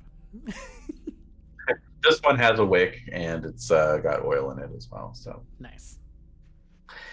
All right, so by the light of the lamp, you begin to take out the black cloth and very quickly discern these are 6 black hooded robes. Dope. Mm-hmm. Emptying those out of the trunk, you see lying at the bottom a cigar box. I will open the cigar box. All right. Lifting it out, you can see it's a brand from the 1870s. But within, there are no cigars. Instead, there is a small metal canister, a smaller wooden box with a sliding lid, and then, let's see, a sheaf of yellowed papers. Interesting. I'm going to pick up the papers first. Mm-hmm. All right. So these are handwritten. Um, you recognize the handwriting matches the letter you just read, written by Mary and Allen. Okay. Um, 6 of the sheets are identical. They appear to be some sort of Latin verse. I took Latin. You did. And then the next sheet identifies this verse as a chant copied out of De Vermis Mysterious. And it also states that while the original chant detailed the ritual for, quote, releasing the spirit trapped inside the ancient amber, several words within the incantation have been replaced, changing the original summoning ritual to one of exorcism, so that it may be used to dispel the vile spirit currently trapped in the attic. The next sheet contains a description of a pentagram and says the symbol must be drawn as part of the ritual. And it looks like so. Ooh. Sick. Mm-hmm. And then 3 sheets discuss the procedure of the ritual itself, which takes at least an hour to perform and must be started at midnight. While at least one person speaks aloud the ritual phrases, another person must draw the pentagram on the floor, while another burns a certain combination of chemicals in a fire nearby. Allen's notes mention that the chemicals resemble a brown powder, which he says he has prepared and stored with these papers in a metal canister ready for use. While one person may perform the ritual chant, the notes recommend that several people take part, allowing each individual to occasionally interrupt their chanting without disturbing the overall ritual or its potency. If the chant is continuous, with at least one person reciting the repeating phrases aloud, the spirit must succumb. However, it warns that even the slightest disruption of the chanting may result in failure, requiring another ritual to be performed on a following night. The note suggests that during the ritual, a watcher be posted lest the sorcerers be disturbed by the nuisances and distractions of malevolent spirits. Thus, these sheets confirm that a 2-hour ritual using the chant provided, begun at midnight, will drive off unwanted spirits. Oh man, I'm gonna have to go back to the general store and get all them old fogies to come help me. But you're just thinking that when your ears detect the sound of a car motoring up the gravel drive outside. Oh my god. Whoever that is, they gotta leave. They gotta get out of here. They're gonna get killed. I close the trunk, put everything back in there, and yeah, I hurry up the cellar stairs, and I look out the window. What do I see? All right. So looking out the window, you see a police car pulling up. Ugh, the fuzz. It has markings on the door identifying it as from the Essex County Sheriff's Department. And as the car pulls to a stop, you can definitely see a sheriff's deputy behind the wheel. And you note there's 2 other people. There's somebody in the passenger seat, which you can't make out, but sitting directly behind the deputy in the back seat is none other than Bertrand Merryweather. Oh my god, this fool. All right, I'm gonna set my oil lamp down inside the house, like on the table, and then walk out.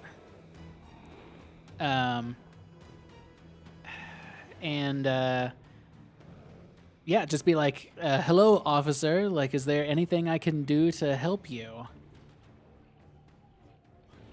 All right. So, yeah, as you're walking out, the 3 passengers are, getting out of their car, and closing doors and whatnot. You can now see the person who was sitting in the passenger seat is a middle-aged gentleman with, thinning gray hair, a bit short of stature, but well-dressed, as is Bertrand, of course. The deputy is sizing you up. And he says, I'm here to serve a warrant of eviction. Mr. Merryweather here has come to me with some serious concerns about squatters on his father's property. Officer, yes, there were squatters on my property, but they have since been driven off, and I'll reach into my pocket to present the deed. Okay. I should also mention, this time of year in New England, it's getting on for late afternoon, so it's starting to get a little dark. Of course. And so the deputy looks at Bertrand and then takes a couple of steps forward and takes a look at the deed. And at this point, the older guy walks forward and he says, Deputy Terrace, I think you'll find that this deed has been falsified. This is a forgery. As I explained to you back in Arkham, my client is the rightful heir of this property.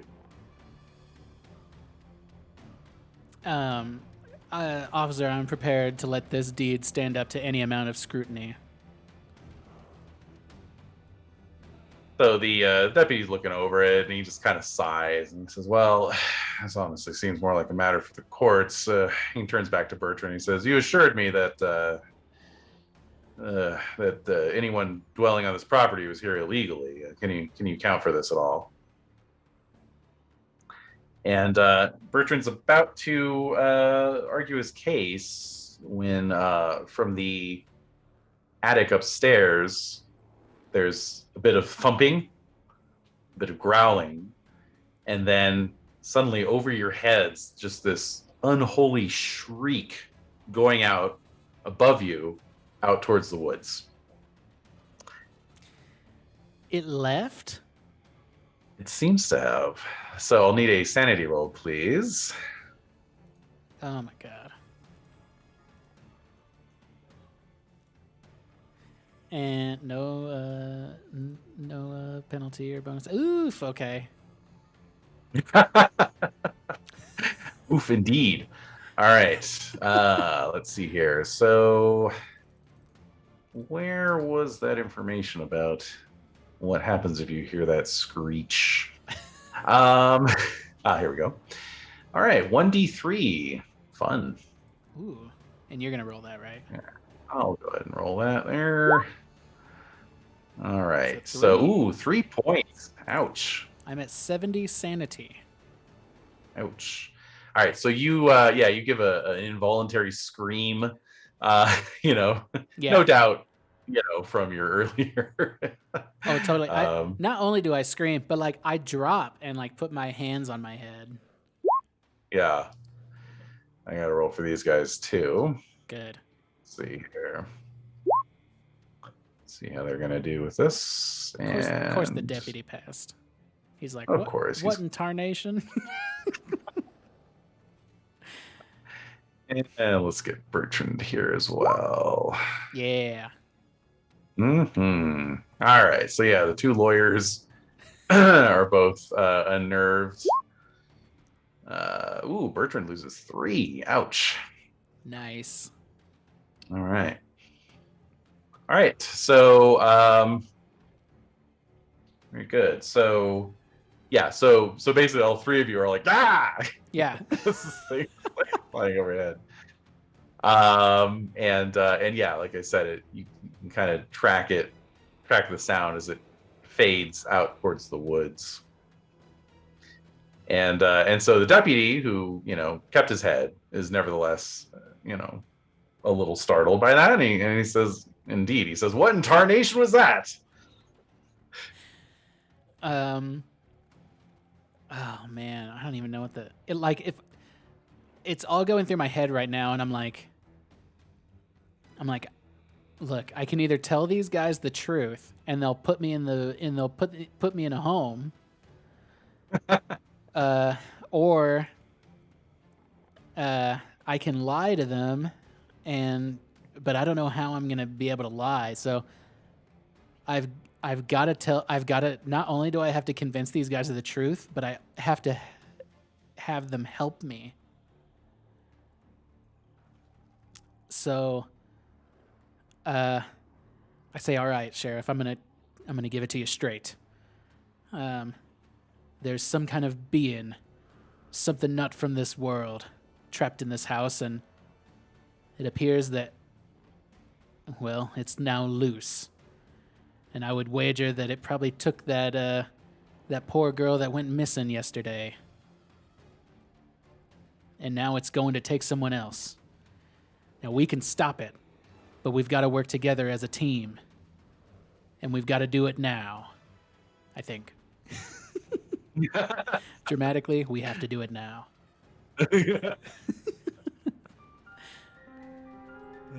All right. So, and I don't know if this is fast talk or if there's like a way to spin this to fast talk. Okay, so fast talk is for like bluffing your way past, some guy at the, with the velvet rope or what have you, right? Or That's there's, fair. convincing somebody like, oh no, I wasn't actually stealing from your locker, or whatever, Right. Persuade is what we want to use here, Ooh, or persuade. charm, possibly charm, or intimidate, maybe if you can justify it. Damn, intimidate is... Well, intimidate for me would be like I tell him all that, and then I can see him being like, what is this dude talking about? And I might even get up in this sheriff's face, like I'm almost going to kiss him, but, we don't know if we are or we don't know if we're not. And I'm going That's very tense. and I'm going to be like, look, we can do this now the easy way, or the whole world can be, I'm going to threaten him with, like, the apocalypse. All right. Yeah. That would be my an intimidate. Like, everyone you know and love is going to die, and we have the chance to stop it right here and now. All right, so I'm going to try to intimidate. Go for intimidate. Okay. And this is a penalty. Arguably the most crucial role of the game, but I yeah, know, sure. yeah, here we go. Penalty.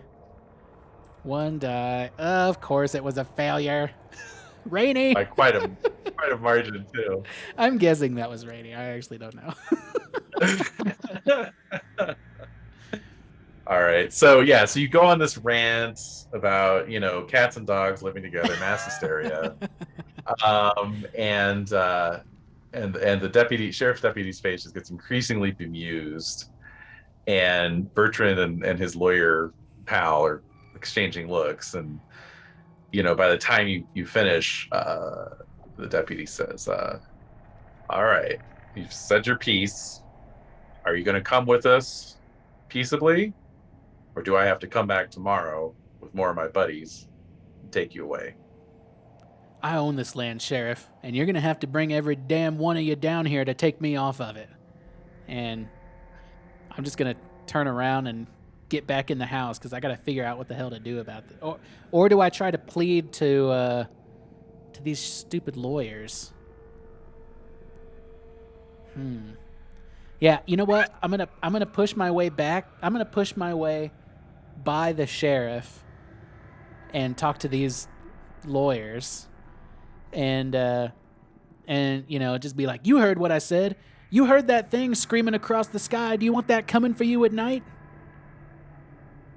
All right. So try and intimidate again? Yeah, I guess I'm going to try intimidate again. Funny you should say you're going to push your way past, because this would be a pushed roll. Oh, you're right about that. Yeah, so if you fail again, the consequences will be more severe. That's true, but I do get a bonus die on my intimidate, which is nice. Which is 15. I mean, you could always burn some luck, Oh my god! Oh, we did it! Oh my god! Wow. Okay, coming through in the clutch. Oh my god! All right. So that's a pretty compelling argument. You want your family eaten in their beds or whatever. And also, let's not forget, Bertrand and his lawyer lost Sand as well, so they were much more rattled by that than the deputy was.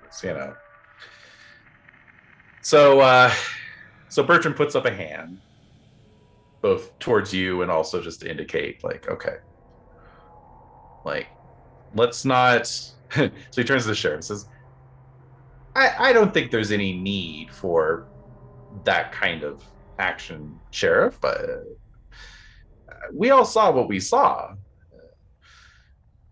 I know my father sometimes, when he was in his cups, speak of things he did in his youth, things he was not proud of.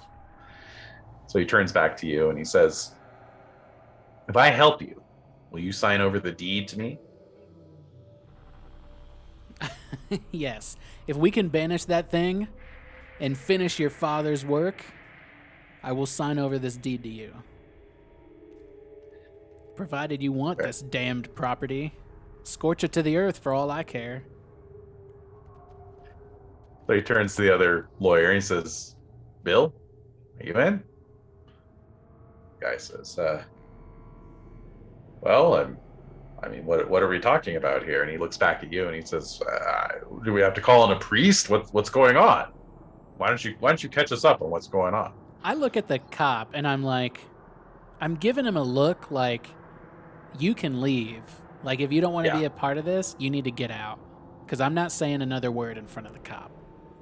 Because and he's kind of looking a bit over the whole thing as well. You're like, y'all are crazy, right. Like every one of you is crazy. So he's looking around and he says, I came out here to serve a writ of eviction, and if I'm not doing that, I'm going back to Arkham. Gentlemen, best of luck to you. And he gets back in his squad car, fires it up, a little 3-point turnabout, and off he goes. Kick rocks. Yeah, because I don't want to be like, look, boys, there's a ritual. Because as soon as I say that, he's going to be like, oh, y'all are going to start killing babies and blah, blah, blah. Right. I don't want any part of that. So once he's like gone, I'm gonna look at them and be like, follow me. And then there's a short montage of me, opening the door and grabbing the oil lamp, and we're walking down into the basement, and I open up the chest for him to see, and I'm reading them the notes so that they understand, and I might even like give them the letters that Rupert left me so that they can look over them and just be like, sorry guys, but like, here's an info dump of your worst nightmares. And of your worst nightmares. All right. Yeah. And just be like, this is what we need to do. And then by the end of it, like, they're sitting there kind of like reading all this stuff, and they might like look up at me, and I'm like holding up cloaks. Let's do this. Yeah, I'm like, I don't make the rules, fellas. All right. I think for maximum cinematic impact, we'll say, you repaired to the back room with the fire in the fireplace, right? And they're reading this by firelight. So by the time they've read through everything, they're pretty well convinced. They can be convinced with sufficient evidence. They're rational men. They're men of science like you. That's right. And so by the end of it, they say, very well. If it's just a simple matter of this chant and this powder, let's have at it. All right. So I'm gonna make sure, like, we're all, and I'm gonna impress that upon them. Just be like, we're all educated men in this room. We've all attended university. We need to make sure that we're following these instructions by the letter, because if we make even one mistake, we could be putting ourselves and everyone we know and love and everyone in the world in terrible danger. And I'm gonna look too at what's his name? Bertrand. Bertrand, thank you. I'm gonna look at Bertrand and be like, whatever we're about to call is what did it in for your paw. That's how your dad died, trying to keep this thing from killing everything and protecting you and protecting your mother. So, honor that, respect it. do this with me and do it how it should be done, and I'll give you the deed. I'll sign it over tonight. So he's looking quite serious about this. This is perhaps the first time in his life that he's been faced with doing anything of import.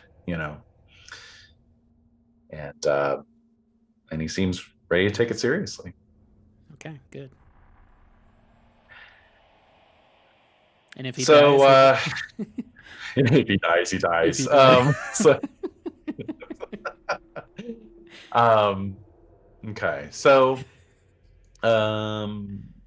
yeah, all that's left is to wait out the clock until midnight, because that's apparently when, according to the instructions, that's when you're supposed to start it up. That's right. So I'm making sure, like I'm practicing my Latin. Well, so that would be one thing, though, would be that the instructions indicate different roles. So Right. how do you want to divvy that out? It says one person should perform the chant. One person draws the pentagram. Another person burns the chemicals in the fire. And then once the chemicals are burning and the pentagram is drawn, it then recommends at least two people keep the chant going and the third person acts as watcher. So how do you want to break that up? Okay, so I guess I would start and finish the chant. Okay. Have the gray-haired lawyer draw the pentagram. Have Bertrand do the candles, and then once those two things are done, the gray-haired lawyer can keep chanting with me, and Bertrand can keep watch. I'm gonna put him on watch. Okay. The older lawyer, by the way, William Donner Haven. He's the senior partner at Bertrand's law firm. I'm gonna look at him and be like, "Do you speak any Latin? You a Catholic?" And he says, "Of course." He says, "I was classically educated, of course. I went to Princeton." There we go. And then I'm like, I hand him one of the notes, and I'm like, "Then you're gonna be chanting with me as soon as you're done drawing the figure. Are you confident in your tasks?" All right. They indicate they are. Everybody knows what's going on. Okay. Then we wait until midnight, and we've got our cloaks on, and we're ready to go. You put the cloaks on. Yeah, I'm making them do. I'm like, they wore cloaks when they brought this thing in. We're wearing cloaks when we take it out. That's how we do it. All right. So time passes at a crawl. Night comes on in full darkness. There's a half moon out, casting a bit of feeble moonlight across the overgrown grounds of the farmhouse. And why don't you make a listen roll for me? Don't mind if I do. Let me see here. So that was a penalty die. And then a bonus was the last one, right? So a bonus and two penalties coming up. Nice. God. Good times. Good time. All right, and this is a listen check. Uh-huh. And this is a bonus. Okay. Oof. Oh, ouch. Jeez. Yowza. Oh my gosh, you guys. All right. No, come on. I don't think Bertrand even has a listen skill. What's the default on that? 20? Big 20. Yeah, because that's what I have in it. Hey, Birdie got it. Oh, thank God. All right. All right. So around about 10 o'clock, Bertrand, sits up suddenly. You're all just kind of marking time, not talking a whole lot. Suddenly sits up and he says, "Did you hear that?" I'm going to say, and look at William. Be like, "William, did you hear it?" No. Bertrand looks out the window that's facing, like, on the same wall as the back door that's facing out towards the woods. Said, "Sounded like a human scream." There's nothing we can do about it. I know their instinct might be to go rushing to that person's aid, but like, there's nothing we can do about it. gonna look at them and be like, "Do any of you have weapons?"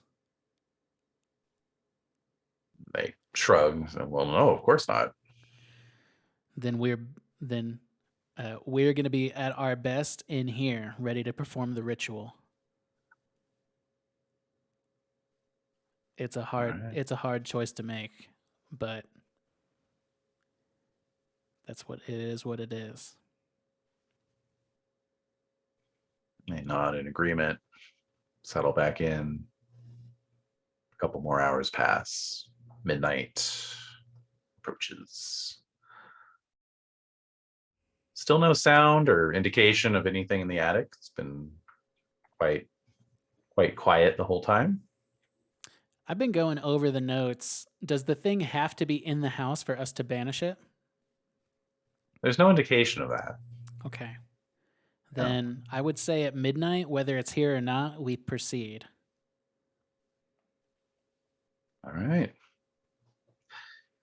So, checking your pocket watch one last time, you see it's about the indicated time, and so everyone takes up their positions, and the ritual begins. Damn it. And we have 2 penalty die. Nice. God.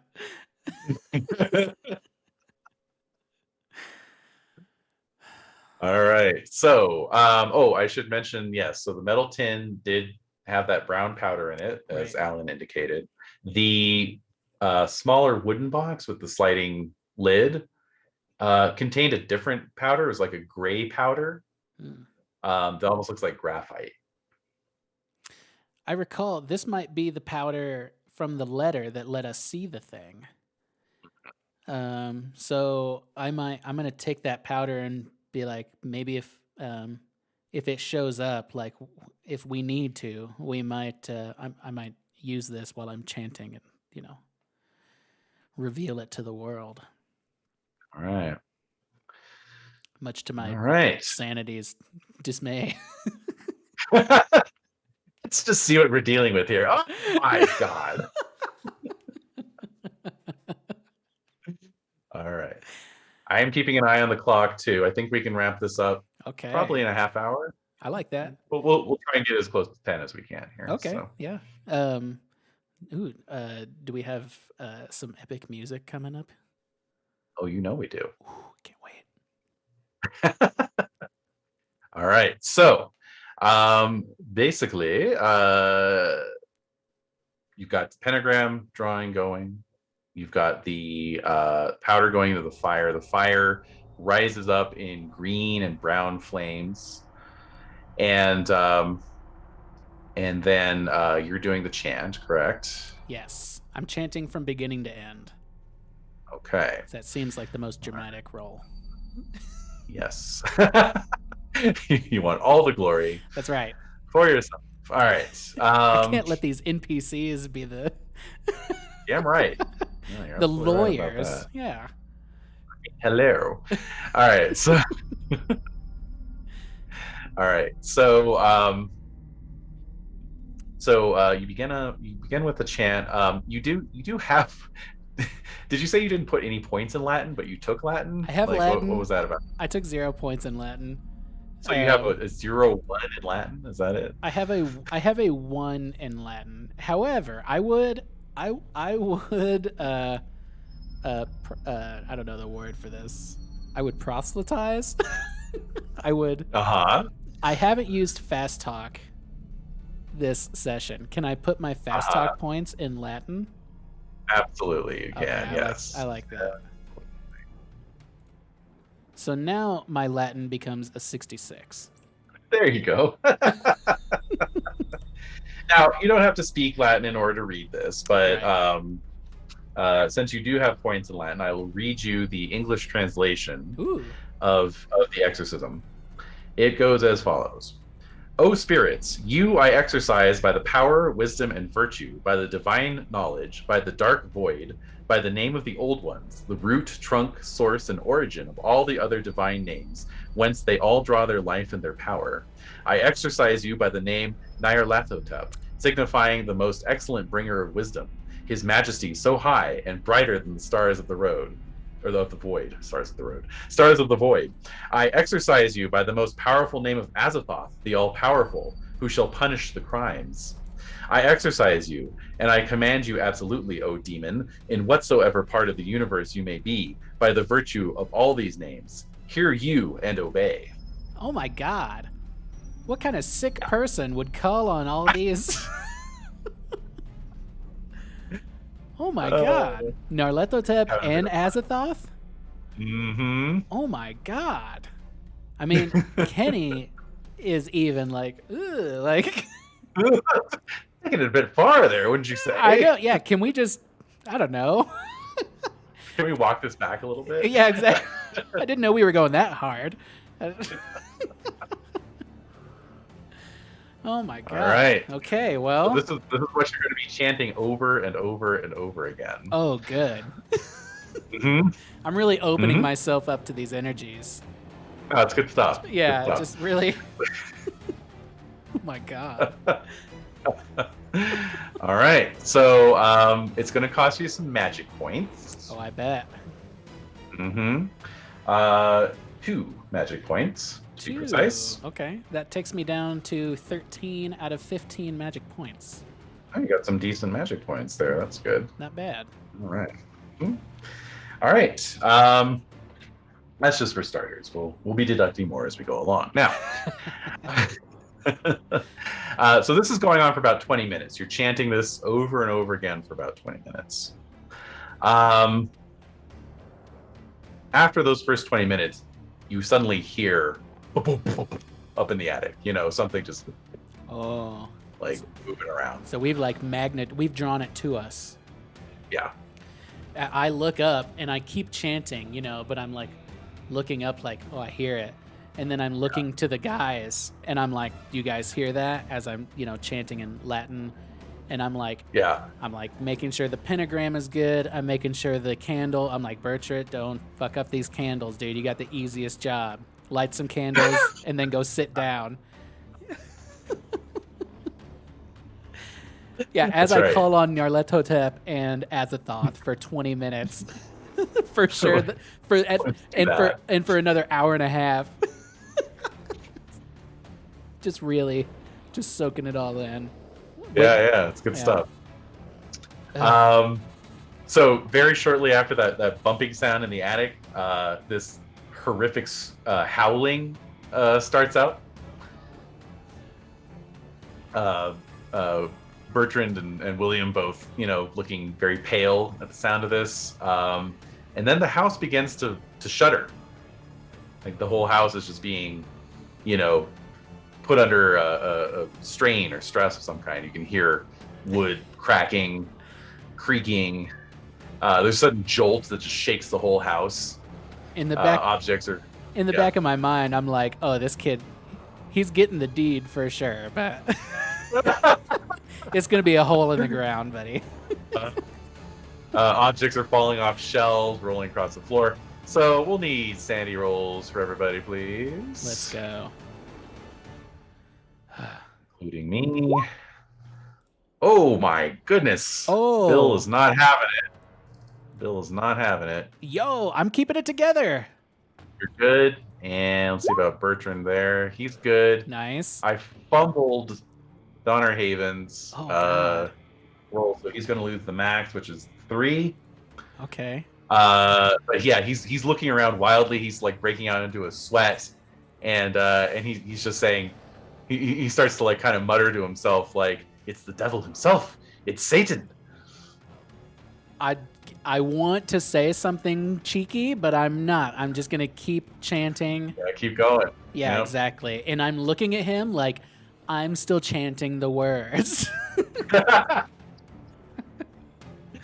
right. So there's more shrieking and howling, thrashing around coming up from up in the attic, you know, for another 10 minutes or so.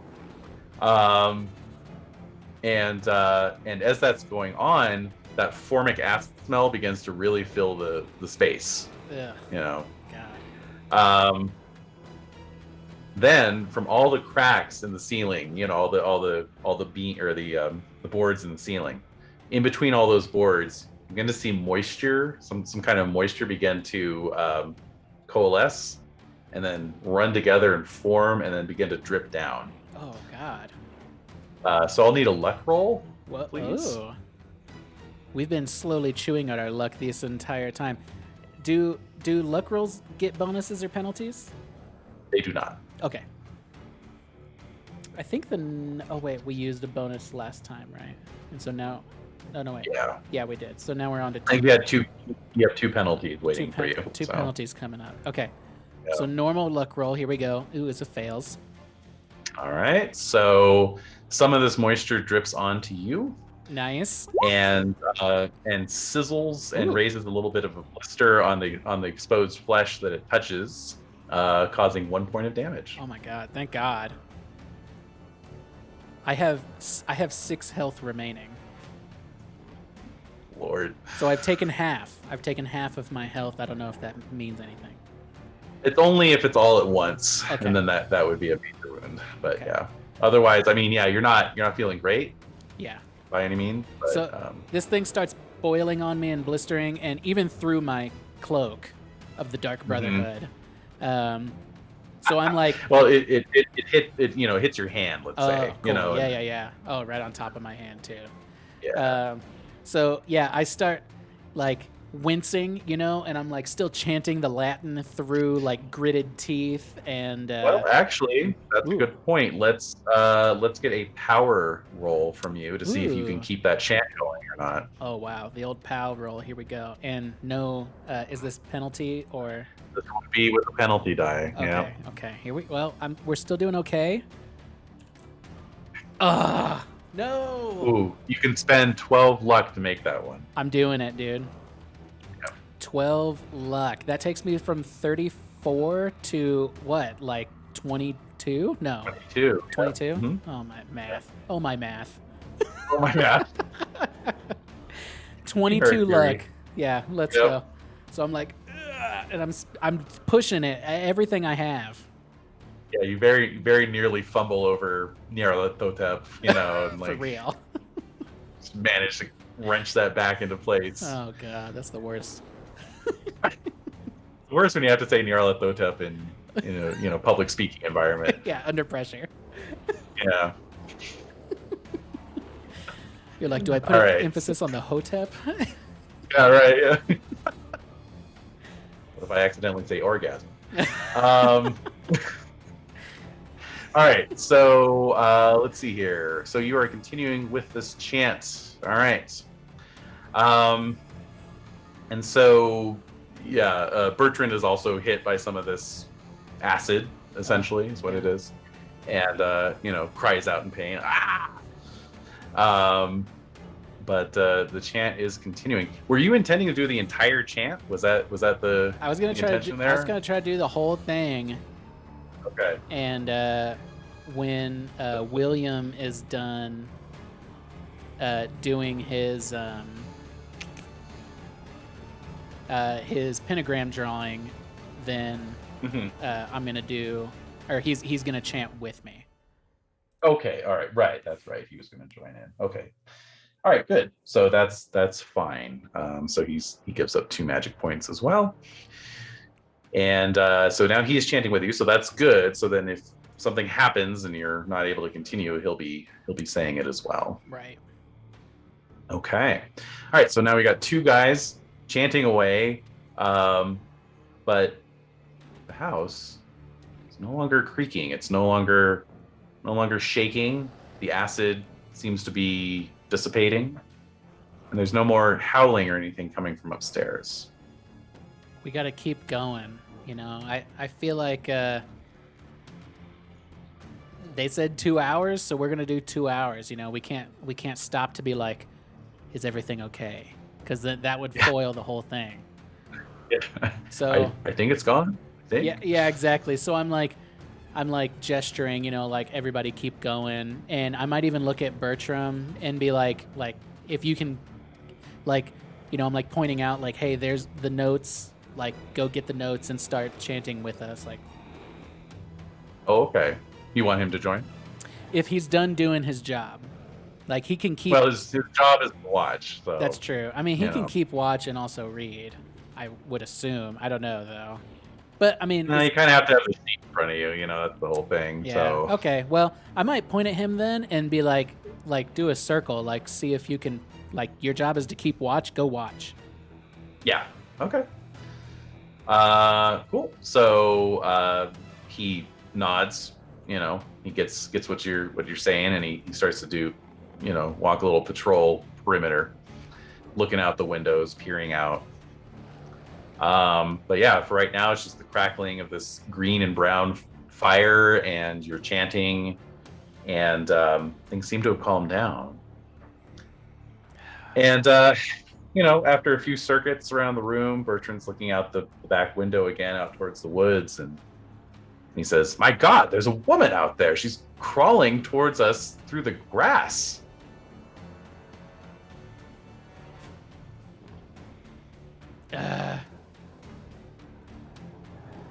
And you actually, as soon as he says that, you hear her calling out, "Help me, please. Something attacked me." That's bait.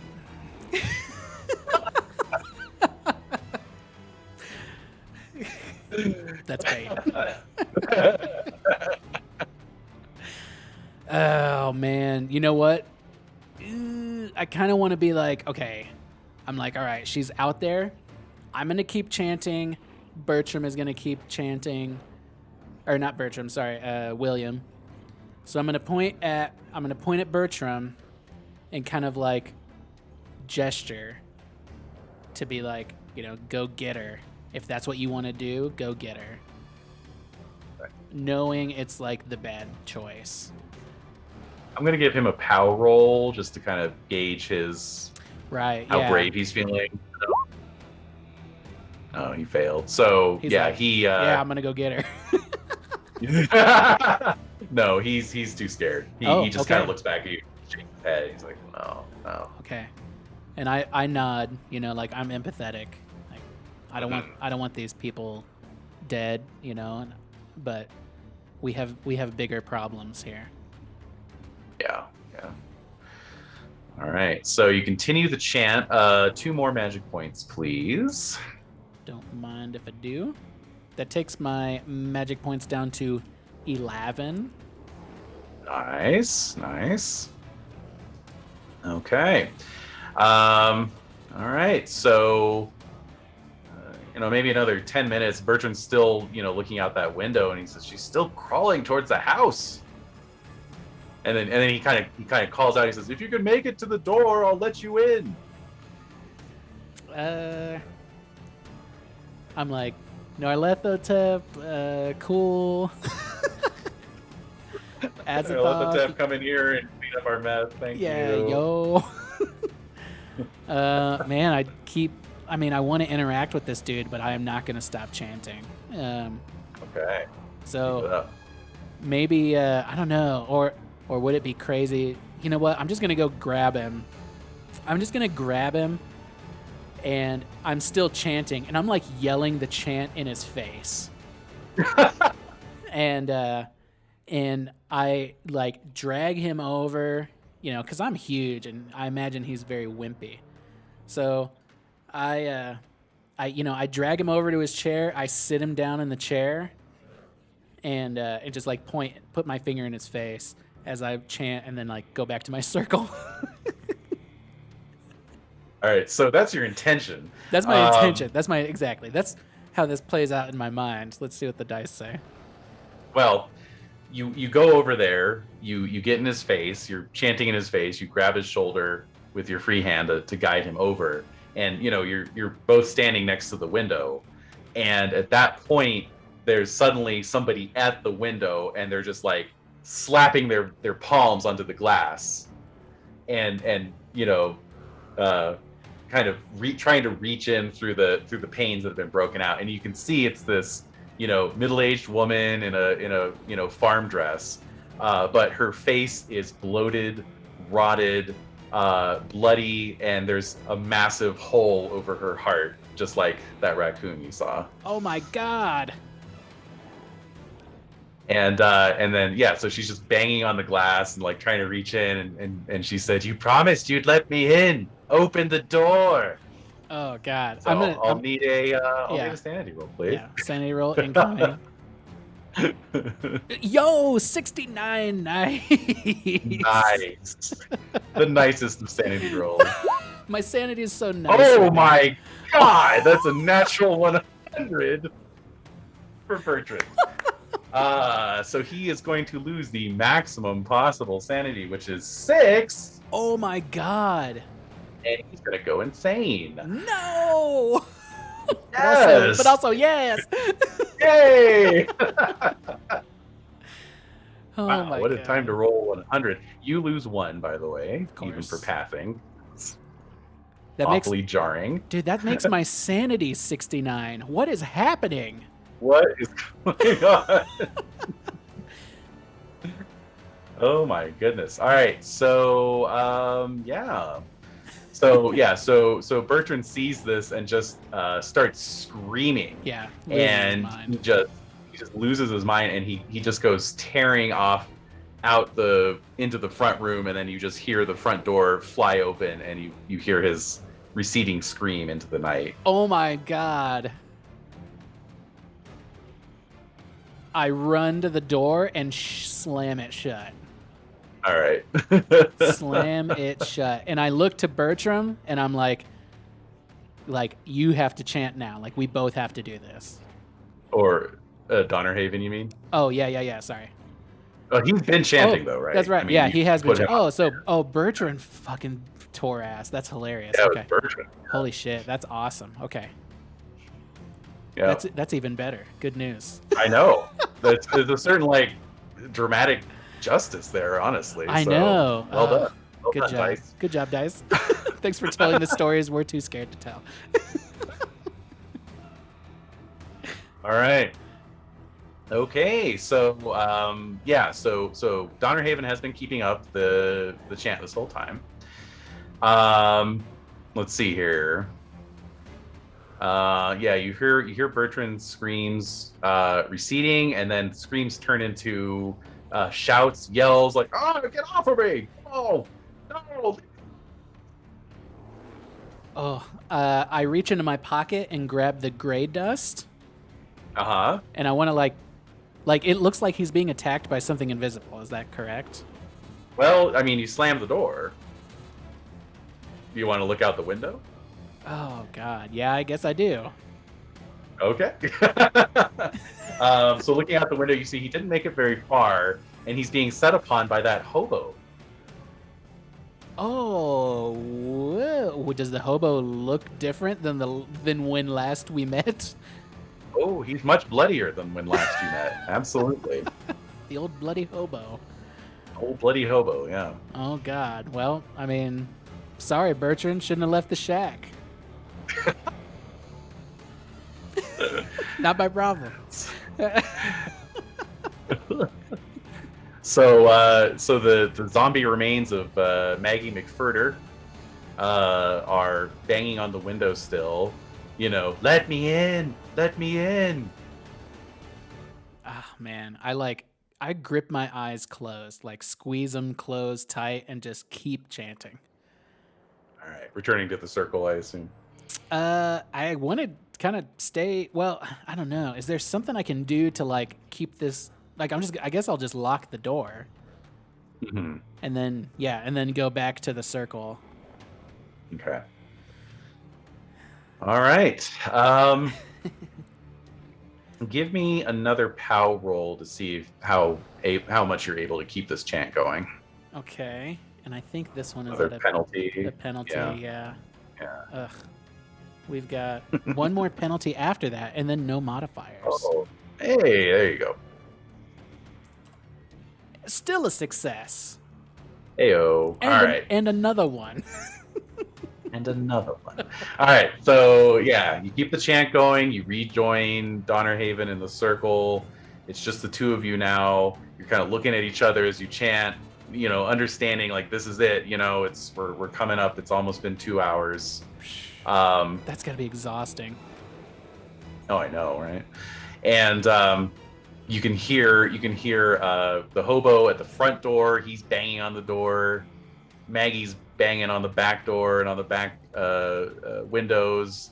They're both just calling out, let us in, let us in. And but you have no idea of what time it is, like exactly how long it's been. It just feels like it's maybe been 2 hours. And then suddenly they just stop. The two corpses drop to the ground, silent, still. Oh man. And a few minutes pass by, and then right there in the middle of the circle, some smoke begins to coalesce. It looks exactly like if you just ran a film of smoke backwards. Cool. It's just coming down into the center of the circle. And it begins to coalesce. We need to keep chanting, is that right? That is correct. Okay, so I'm gonna keep chanting, but I'm gonna look at the circle, and then I've got my hand in my pocket with this gray dust, because whatever it is, I do want to see it. There's something inside me that's you have to face this. You've been afraid of it this whole time, and it's been invisible. You've never seen it. You've been afraid of it still. Mm-hmm. And now that you're about to conquer it, you need to see it. So that's where my brain is at. All right, so you got your hand on the box of powder as this thing is coalescing, and the smoke is increasing in volume, and it's about the size of a person, smoke wise, a smoke person, if you will. Nice. And then it begins to take on a shape like a human shape, and then it resolves itself, and you find yourself looking at Professor Rupert Merryweather. Oh my god! And he's as you remember him, in the bloom of life, wearing his tweed suit with the leather elbow patches and the whole thing, Nice, yeah. And yeah, he looks at you and he says, "Victor, so good to see you again." My chanting continues, but it's now like a low talking. Yeah. And my eyes fill with tears as I'm looking at him, and my hand almost reaches out to touch his face. Mm-hmm. But just as it gets just close, I try to pull it back. Mm-hmm. Unless there's some kind of roll involved. Well, it's a psychology roll with a penalty die. Nice. Oh, nuts. I'm spending 4 luck. There you go. All right. I'm at 18. All right. Okay. Oh my god. So what you see, actually, it's still Merryweather, but you see under his skin, it's like there's little worms or tentacles moving around under the skin and causing it to bubble, Oh my god. So it is definitely not Merryweather. Yeah. At that point, I get angry because it's trying to use my memories and my thoughts and my desires against me. Mm-hmm. So my chanting becomes more intense and more louder, and I'm almost trying to yell it into submission. Want to do anything with that powder? I do, yeah. I take it out of my, and in the back of my mind, I'm let's see what you really are, and I take the box out of my pocket, and I open it up, and then cast it in front of me at a dramatic angle, where, and you backhand it. Exactly. It's all just scattered in front of me as I'm yelling this incantation. All right. So as I mentioned earlier, it's kind of like graphite, but as soon as it like hits the air, it like poofs out and then like just magnetizes onto the shape. Whoa. And the whole thing, I mean, Merryweather is gone in an instant, and instead what you see is this like 6 foot tall, just mass of tentacles and circular mouths, like lamprey mouths, just ringed with teeth, just like just roiling around like a tornado almost. Oh my god. You know, Does it have feet or legs, or is it just like tentacles floating it there? it kind of ends in a couple little trunks, a little leg-like appendages. Yeah. Oh my gosh. Let's get a sanity roll, Ooh, please. please. Risk my nice 69 sanity. I know. Oh! No! Oh my god! Yeah! So Donner Haven rolls a 0-1. Oh my god! He's never felt better. How dare he? He's got his eyes closed. But you fumbled. That means you lose the maximum possible sanity, which in this case, 1d8. You lose 8 points of sanity. Oh, I'm at 61 sanity. And I will need an intelligence roll, please. Yeah. And you do not want to succeed at this one. Yeah, I want to fail this one. And do I get a penalty dice for this? If there's a penalty in the rack. I do. Yeah. I've got 2 penalties in queue. Rude. I know. Super rude. Who knows, dude? Oh, still. Actually, yeah, the penalty would have really helped you out this time. I know, but of course. for real. Oh no. All right. Okay. Well, so seeing this thing breaks your brain. Oh man, here we go. Yeah. So I am going to roll the long-term bout of madness table, because this is when you kind of come to sometime the next day. Oh, whoa. So I'm out? You're out. Holy shit. You lose all sense of self. And let's just see what happens. Oh my gosh. D10 roll here. Interesting. Oh wow. Okay. Did you generate ideologies and beliefs? I did. For your character? All right, what do you got? My ideology/belief is I've seen supernatural phenomenon, though I've never been able to identify what it was. Could have just been the shadows, but it has since defined my worldview, something about it. And I can't recall what that one was out of the options, because it was like generate it and tell us about it. But it was something like the occult option. Right, exactly. Right. Okay. Okay. So you come to, it's daylight. You're lying in a bed of some kind. You're in a bedroom that you do not recognize. And clearly somebody has been tending to you. But where you may be, you have no idea. So, oops, messing up my music cues at the last minute. All right. So, but you feel quite exhausted. However, you don't have long to wait before the door opens, and in comes the friendly local, Ma Peters, owner of the general store and Ross's Corners. And she looks at you and she says, "Oh, looks like you're feeling a bit better there." I shoot out of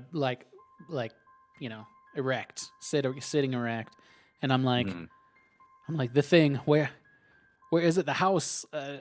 Now, don't start with that again. You showed up outside my door last night, ranting about ghosts and the devil and hell coming for all of us. And it took all the morphine that I had in the back cabinet to get you to calm down. So I don't want to hear any more of this. Donovan, where's Donovan? Well, Donovan's downstairs. He actually was asking after you. I need to see him. And I I'll try to get out of bed. No, you stay there. I'll show him up. Okay, I kind of like ease back and I just wait. All right. So, a few minutes pass and you hear Donnerhaven, actually. Donnerhaven. Thank you. Coming up, coming up the way. And he steps in. He's got his hat in his hand. He looks very drained, but also somewhat at ease. And he says, I'm glad you turned up alive there, Mr. Heinz. What happened after I saw it? Well, much like poor Bertrand, you fled from the site, ranting about ghosts and demons. But mere seconds after that, it seemed to dissipate out of being. It just disappeared in a puff of smoke and a great, tremendous scream. I think it's gone for good. We have to be sure. I'm as sure as I can be. I kind of like look down and nod, like trying to piece this together. Like in my mind, I'm like, I have to go back and see it, you know? Yeah, absolutely. Yeah. Yeah, so let me tell you what you got in terms of the bout of madness. It says, review the investigator's backstory entry for ideology and beliefs. The investigator manifests one of these in an extreme, crazed, and demonstrative manner. For example, a religious person might be found later preaching the gospel loudly on the subway. Yeah. So I think in this case, yeah, it's like this has confirmed your belief in the supernatural beyond all reasonable doubts. Totally. To the extent that it would cause this fixation on ensuring that this thing is, gone, right? Yeah.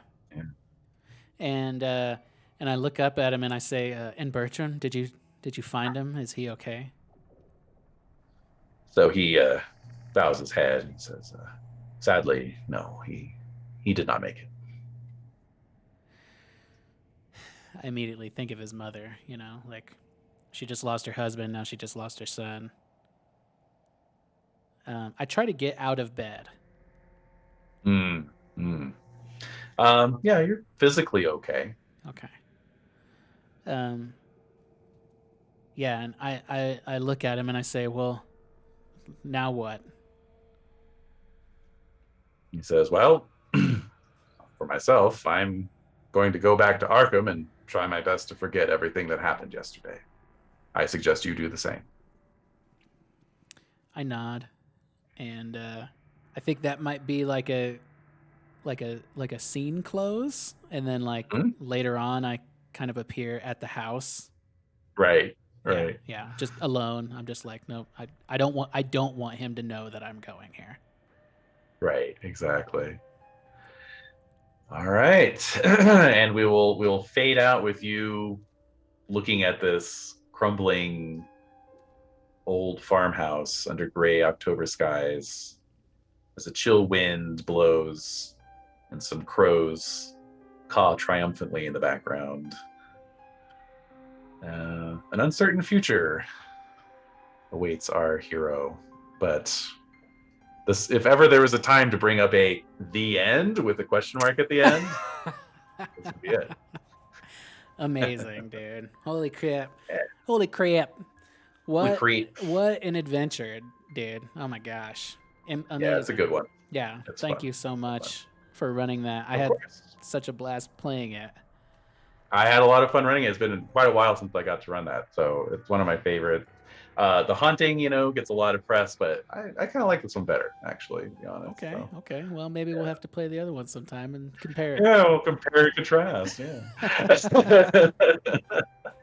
But thanks everyone who tuned in, and thanks for all the donations. Yes. Super Yeah. cool. Yeah. Huge thanks to everybody who watched.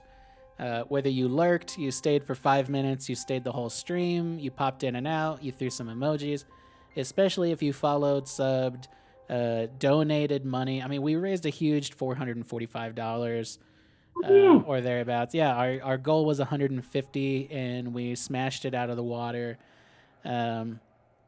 I That's very awesome. yeah, I'm very happy. I'm glad.